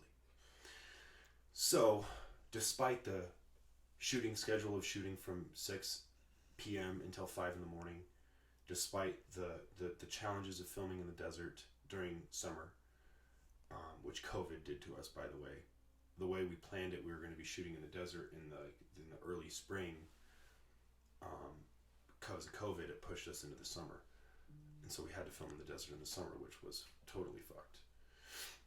So as far as challenges go, bro, like there was a lot of challenges. I could make a fucking laundry list, bro, of all the heavy shit we went through. But I think filming in the desert, Akatia Wells, during the summer was the gnarliest challenge. But you know what? We fucking did it, dude. And the footage came out great, and we filmed on location, and I'm so proud of everybody for sticking through that shit with me, man, because a normal person would not have put up with that for one fucking second. No, they would have been like, I'm fucking out. Yeah. But, the team of people around me we all carried each other. We all carried each other, dude. That's fucking dope. It's always good to have like a squad of people that are all like committed to the same. Dude, those people are like my family now, man. Same thing. They all mean a lot to me personally. I have a unique relationship with each one of them. I feel like, and something that's going to stand me in good stead in the industry for a long time coming. Because I want to keep working with them. They're all really talented. That's awesome. I hope soon. I hope one day soon we get to work on a project together. Yeah, I would love that, man. I want to do a sci-fi piece on one of your books, dude. I'd be down. Yeah, I love sci-fi. I actually started branching off and doing some characters that I would like to see like portrayed, but I haven't placed them into any sort of a timeline or anything yet. You know what I mean? So like those are things that maybe could work. Because my main problem, obviously, is like the big dream. Big dreaming. Like the shit that I would really want to do is way too expensive. That's really tough, dude, because there's a point where you're going to have to, I don't want to say submit. Yeah. To having people put their hands on your story, but really just like accept collaboration, which is tough when it comes to something you're so passionate about. Yeah. Well, that's the thing too, is like I'll publish the books and stuff, and then when I die, then it's like whatever, but if I'm alive, I want full creative control. If something ever was to turn into like a movie or whatever, as far as what I've written for my books, like this is for my books, I want full creative control. But like I was saying, like I've worked on some little character things and blah blah blah. I'm super down to collaborate on those things. But there's laws of the universe that must be followed. Well, I think the best thing, if we were to do something like that and we were working on a limited budget, I think the best thing we could do was to create a character in your universe and flesh out a story like that together, because there are specific rules to story template for film, and you can break those rules obviously, but I'm trying to learn those rules. I want to learn how to accomplish those rules to create a generic story structure and create a compelling and engaging story, which is really fucking hard to do, man. Yeah. But there are certain things that you have to kind of follow. I always use Finding Nemo as an example of like a to the T following basic story structure for film to make your movie engaging.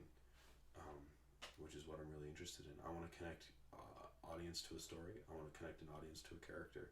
That's what I'm trying to accomplish right now. Yeah. If the audience who watches Cajun Wild connects at least to one character, I will have accomplished what I was trying to accomplish with this film. Yeah. And let's really make things personable and build. Visually, everything looks amazing so Appreciate far. that, man. Just, Like the dude with the fucking goggles and the Ian Crosby. Yeah, he's incredible, man. that dude. He stepped in late in the game and just really just blew us away, all of us. That dude looks like a Marvel villain. Or DC or some shit. Yeah, I swear to God, it looks DC. dope. I fuck with DC. I dug that Christopher Nolan took that on, and I dug that Todd Phillips did Joker with Joaquin, and like Joaquin was saying, it's like maybe the violence in Joker felt very visceral and raw, but only really a few people died in that movie as compared to like some of the MC Universe films where like 40,000 people die. Well, The building explodes or whatever the fuck. yeah.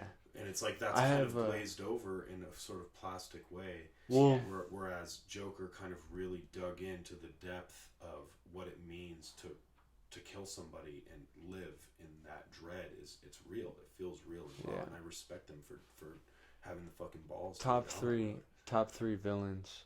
Fuck, man. Well, I always really dug a villain that I could relate to. Yeah. But then again, it kind of comes back to performance. I guess I'm a little biased when it comes to actors. Gary Oldman in The Professional is probably one of my favorite villains. Fuck, man, that's such a huge question. That's like asking me what my favorite song is. It's like, fuck, dude. Three notable ones you could say off the bat. It doesn't have to be specifically your favorite, but like ones that are just notable to yourself. Okay, so I guess this first thing comes to mind. Probably Gary Oldman as the detective in The Professional, and let me think here. Shit. See, for me, it's kind of a trip because I really dig villains that I can relate to. Is Joaquin Phoenix a villain in Joker? I think so. Yes, he is. Yes. I think Daniel Day-Lewis in There Will Be Blood is a villain, and that was his performance in that movie is incredible. Paul Thomas Anderson is probably one of the greatest filmmakers of our generation. Rutger Hauer in the original Blade Runner, his performance was incredible and heartfelt, and really made you feel that he had a purpose. It wasn't like some stupid motivation like money.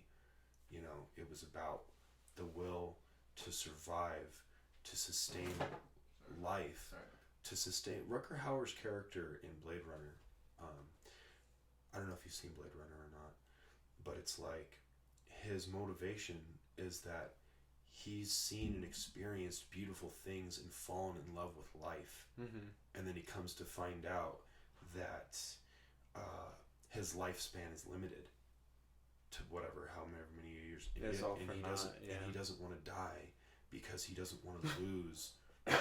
He doesn't want to lose life. That's his big thing. That's his motivation. He's not he's sadistic and crazy, but there's an agenda there, and it's all things being said, like his performance is incredible, and I mean, No Country for Old Men, Anton Chigurh was one of the most incredible bad guys I've ever seen put to film. Like, wow, totally fucking incredibly well done, and totally blown away by that. I forget that actor's name, but just his performance was. I really feel as though the Coen brothers are some of the best writers of our generation of film, and when they got together with Roger Deakins, who was one of my favorite cinematographers of all time, and collaborated with him to create stories, Fargo, Oh Brother Where Art Thou, The Big Lebowski, No Country for Old Men, Javier Bardem. What was that? Javier Bardem. Oh, okay, the guy who played Anton Chigurh, Javier. Yeah, that guy was incredible. And I just really feel like when the Coen brothers collaborated with Roger Deakins, they made some really beautiful things. And whether it's comedy, whether it's action, whether it's drama, they kind of did it all together. And fucking, it was incredible, dude. It was incredible, the things that they made together. I love the shit out of their films. So the three villains would be. Fuck. Like I said, it's hard to put my finger on it. like I said, Rutger Hauer and Blade Runner, Anton Chigurh, No Country for Old Men, Gary Oldman, The Professional, probably. Daniel Day-Lewis and There Will Be Blood, I think are four of my favorites. Sorry, I couldn't. You're all honestly good. You're all good. I could keep going, man. I just. My three favorite villains. Mm-hmm. I think it would have to be Thanos, number one, from the MCU, and then Darth Vader, number two. Fuck! See, I forgot Darth Vader, man. Damn it. Okay, keep going. A lot of people don't like Darth Vader now because of Anakin Skywalker's story. Well, fuck all that. Exactly. I fuck with the first three Star Wars, and I didn't originally when I first saw them. It really took the perspective of somebody who loves Star Wars way more than me, Ryan Joseph, to open my eyes to the beauty of those stories. And, Yeah. And it was kind of lost on me, honestly, when I was younger, but I think that I've come to appreciate it. It's just really hard for me to get past Jar Jar Binks. Oh, that was just the biggest mistake of the Star Wars universe, besides making the sequel trilogy. But I fuck with the sequel trilogy. I don't care what anybody says. Really? Sorry. Yeah. I fuck with it, kind of. That's cool, man. I even fucked with Solo. I think I fuck with Solo. Rogue One's one of the best Star Wars stories ever, and a lot of hardcore Star Wars fans don't even consider it part of the, You know what the thing is that I'm a little bit biased. I grew up watching Star Wars as a kid, as a very, very young kid. I'm a little bit biased. I love those films. I love The Mandalorian, which I haven't finished yet. No spoilers. I lost my Disney subscription, so what episode are you on? Season 2, episode 3 or some shit like Get that. the fuck out of here! I know, man. I know. I'm blowing it. I need to finish. Do you know what happens at the end? Stop! I don't want to talk about it. Spoilers are literally my fucking enemy. You're gonna cry. See, even that is too much. That's too much. But yeah, that's I what fucking I cried so hard. It's all right. Anyways, no more. Even telling me a movie is good or bad fucks with my head. I'm serious, dude. I know it sounds silly, but it's like when someone's like, "I hated that movie," it fucks with my head while I'm watching it. Like Mulan. Well, I'm never gonna watch that whitewash pile of crap. But if you look at Mulan, if you objectively watch Mulan and think it's a good movie, you have an extremely low IQ. Harsh. You should just go flush your brain down the toilet.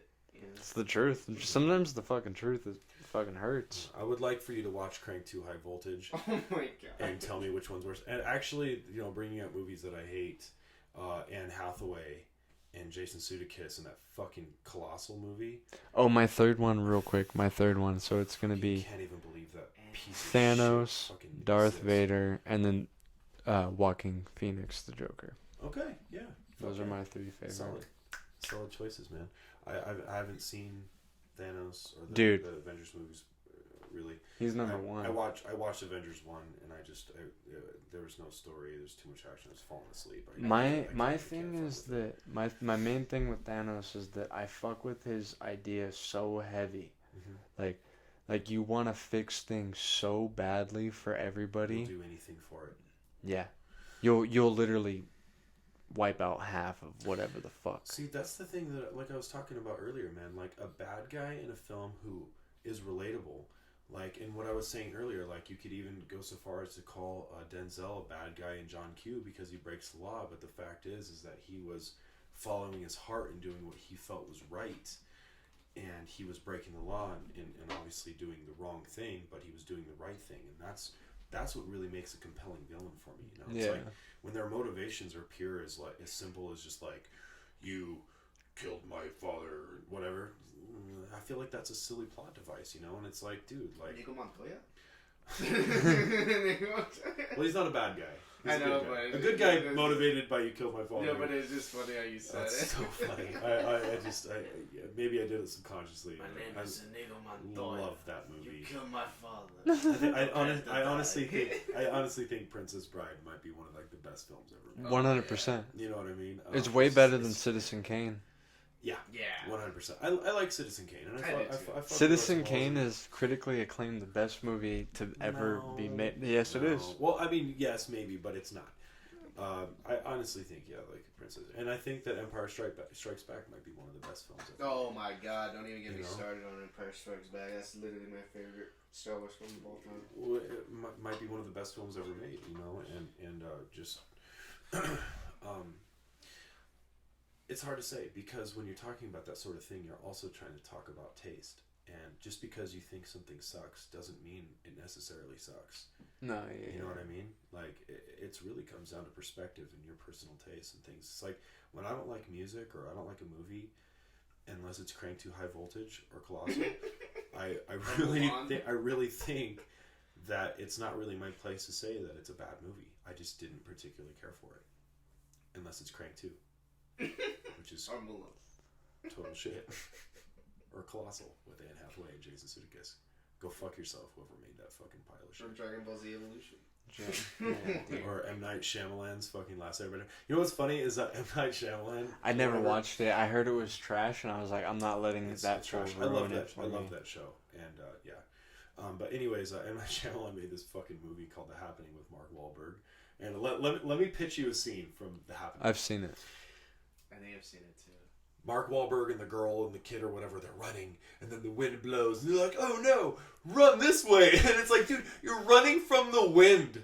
You are breathing the air. What the fuck are you running from, dude? Are you literally joking right now? Like, whatever concept that dude tried to put across, Well, it it's did a not lot fucking like translate at it's all. a lot like that. What was that stupid fucking? The Mist.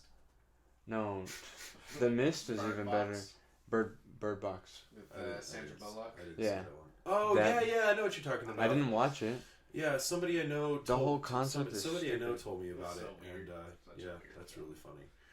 I fuck with can't see, I fuck with low budget horror films, dude. Really cheesy, B-rated horror films.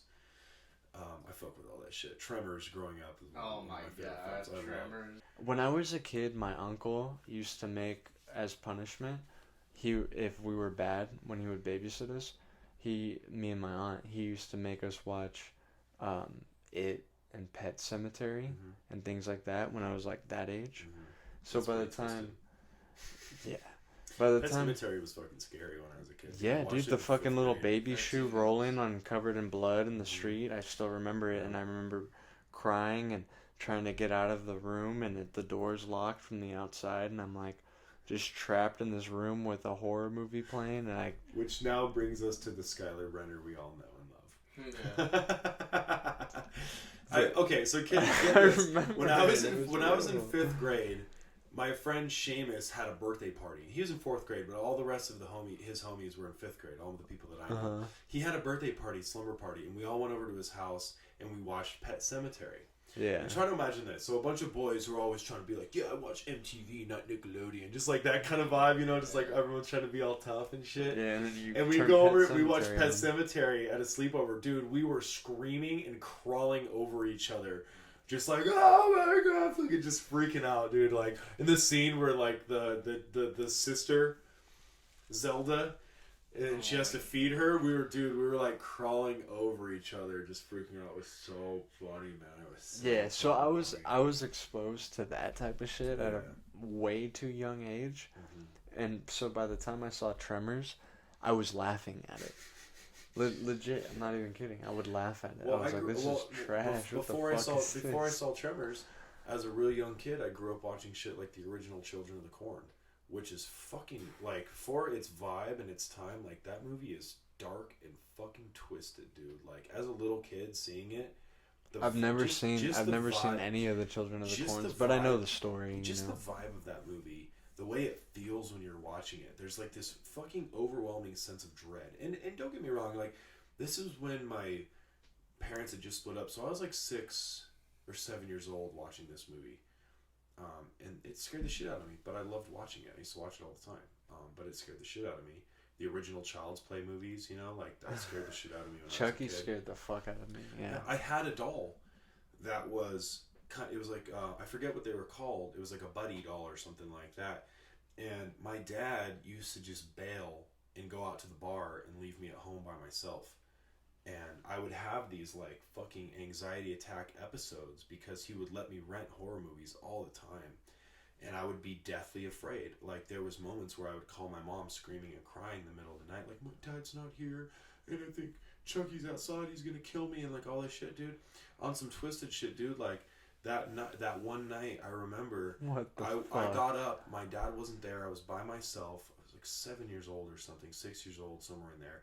And I had to take my buddy doll and bring it into the living room, and I grabbed his hatchet that he used to fucking cut up firewood, and I bashed that fucking thing to death, afraid for my life, dude. Like, I hit it and then jumped and ran away, afraid it was gonna get up and get me. Like, it scared the fuck out of me, dude. I feel That you. shit twisted my fucking skull, you know, when I was little. Slightly off topic.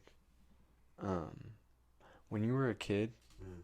at night, specifically at night, would you ever look at like portraits and paintings and pictures and stuff, and they would move? With that kind of shit, dude, like, I watched a lot of horror as a kid because my dad would rent me anything I wanted, and I was trying to be brave, like, yeah, I want to watch horror. And then Yeah. I would always be scared shitless because of it for a long period of time. I used to have these really, really gnarly, raw nightmares as a Yeah. kid, as a young kid. And I still remember this, one of the gnarliest visuals as a kid. I was in my bed. I would knock on my mom's door, screaming and crying, all freaked out because of a nightmare I would have. And she came and she sat in bed, you know, with me and helped me try to go back to sleep. And I sat up and I looked right at her, and it looked like her eyeball was hanging out of her eye socket, like down here, and it was like long and white. Like, it didn't really make sense. Yeah. And I screamed like a fucking, like a little, like, dude, that was one of the scariest moments of all. Yeah. And I used to have fantasies, like, I would make up in my head. I remember one specific, my mom got the seatbelt stuck in her sweater when I was a kid, and I just had this like fantasy in my head that it like zipped up and just pulled her in and like sucked her up and like took her away. And then I imagined that it happened everywhere, all over the world. So I was by myself, and within 5 seconds, I just started freaking out and crying. Like, I had the gnarliest, like Imagination. Exactly, dude. You know. But no. So, when I was young, and I know a couple other people that have had this experience, and hopefully I get to have them on the podcast if you haven't had this experience. Mm-hmm. But when we were really young, like younger than like somebody who would watch horror movies, even for me, I wasn't watching like the horror films yet. Really, really young, it would be time to go to bed, and I'd be laying down in bed, and I didn't have a bed until I was 8 years old. Mm-hmm. I slept on the floor, I slept on the couch for a very long time, and so I was sleeping in the living room, and my grandma and my mom had Marilyn Monroe posters Mm-hmm. all over the apartment, like all over the place, and I would be sitting there trying to sleep, like laying down, and I would look over at the paintings or in the portraits and stuff, and they would be moving, kind of like from like Harry Potter Mm-hmm. kind of shit. But this was, I'd never seen, Harry Potter Right, hadn't didn't come out exist yet. yet. And so there was this one where Marilyn Monroe is like a photo. I'll try to pull it up here, but she's like this, like, you know, and it's a black and white photo, and I would see her going like the fucking, That's fucking wild, man. What a trip. the boomerang effect almost in Instagram, you know what I mean? Mm-hmm. And I've brought it up to other people, and they said that they've had the same like thing happen to them when they were really young, Right. and then one day it just stopped. Weird. Like, you stop having that experience, you know what I mean? And it's something that I've never like understood, or like, you know what I'm saying? Like, I've never had, there's no answer for it or anything, but it was something that, like, no matter where I was, if there was paintings or photos, even like they would That's fucking tripped out, man. move and shit. Me personally, I don't really recall any kind of experience like that, but I did have a very vivid imagination. I think watched too much horror for my age, so not that experience particularly. No, I can't say that I have. Have you ever had anything like almost, I guess you would say, like paranormal or? Oh, multiple times. Yeah. Yeah, 100%. 100%. 100%.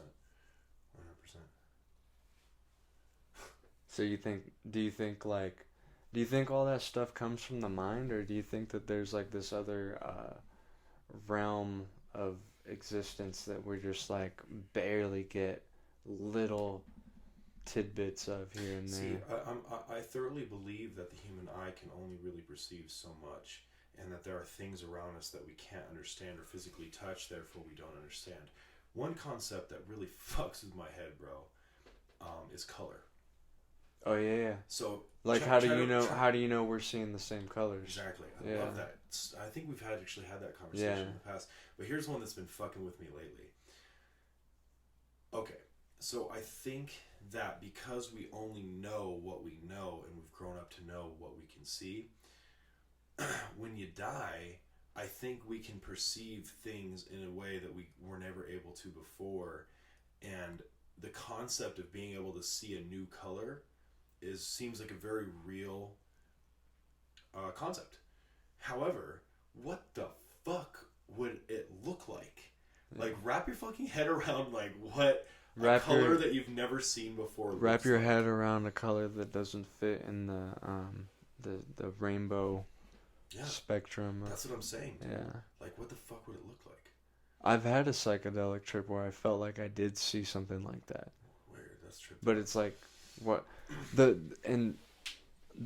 like I tried to explain it and describe it coming out of the trip, and it was like, oh, it's like a cross between purple and orange. Okay. But I'm sure that's a color. Yeah. You know what I'm saying? So it's like purple and orange are colors that we know and perceive. Yeah. So if you could cross them, then it exists. But that's the problem with it, is that like that was the closest thing that I could describe it as, but I don't feel like that was even right at all at the same time. You were just kind of tripping. It could have been that. So just a few years ago, this is kind of a trip. Just a few years ago, a new shade of blue was discovered. It was a shade of blue that we've never seen before, I guess. It was like a new color of blue, a new shade of blue that we've never seen. And the argument was, well, how the fuck could you possibly discover a new color? And it's like, the way it was explained, or what I read, was kind of a trip to wrap my head around. This girl was basically like, well, look, it's not about discovering a new color. It's discovering a way to augment pigment in a way that helps our eyes perceive color in a new way we've never experienced before. You know, it's not about discovering a new color, but discovering a way to reveal a new shade of color to our eyes. Yeah, so then what I was saying might be right then. Because what you're talking about is like, you're not gonna find a new color. You have to find a new way to look at a different color. But technically, but I guess what trips me out is the concept of seeing a color that I've never seen before. That fucks with my head. 100%. Oh, go for it. Wow, it's been quite a night, bro. We've been at it since what, 8 o'clock? What time is it? It's 2:22. It's almost 2:30. Shout out, woo, 2:22. Like what, 8? I can't even count right now. We've been like fucking 5 hours. Hold on. The federales are flying over. Oh, brace yourselves, man. So hide Alexis, dude. Hide him. A yawn. Yeah, if you can't tell, we're getting really tired over here. We've probably gone off the rails several times, but to be honest with you, I don't give a fuck. I think it was good. I had a really good time, man. If you didn't enjoy this, you're probably not. Yourself. You're probably not watching anymore. Dude, damn. You can go fuck yourself. But if they didn't enjoy it, they're not watching anymore. You know what I mean? This is true. But it was really good to have you on. I would love to have you on again once you've maybe established like a date for a premiere or something along those lines. We'll talk about it. If it's done by the time this comes out, we're gonna feature a trailer at the end. Yep. But for sure, stick around till the end, because no matter what, you are gonna send me clips from Mindless 2. Yep. And Mindless 2. Just send me your favorite clips, whatever, and I'll throw them in at the end. We always do some clips at the end with some music Alexa's made. Cool. I'm down with it, man. And Yeah, dude, it was it was super fucking dope having you on. I had a great time. Thank you, man. Thanks for having me, bro. 100%. Thanks, man. So where can these fucking time traveling motherfuckers find you at? So yeah, just if you guys are still watching, thank you so much. I just want to shout out, Separate Perspective Films on Instagram, Caged and Wild Movie on Instagram. Thank you guys all for the love. I respect and love everybody that wants to support us. And to be perfectly honest, when it comes to film and things like that, it's all about the people who help and support. We're doing it all for you guys and trying to further ourselves so that we can continue to make, beautiful things, and hopefully you guys enjoy. Thank you so much. Thank you for having me on here, man. Culture Podcast, man. Just everything's been vital, dude. I appreciate you, man. Yeah, no worries. Yeah, so follow him on Instagram. You got the fucking Caged and Wild Movie on Instagram, right? That's what it's called. Yep. We'll plug it up right here. And then Deathlands Twan. Yep, and then Deathlands Twan as the personal. And yeah, dude, Anthony Coryell, everybody, fucking legend. Somebody I look up to. You should definitely look into him, and you'll probably really enjoy all the stuff that he's made. It's really good shit. Humble dude, and it's fucking great having you on, man. I'm fucking super stoked to even just call you a homie, let alone have you on the podcast. Definitely. But gratitude's on the side of the table too, man. Just appreciate you guys. This has been cool. Yeah, no worries, man. All respect and love, bro. Yeah.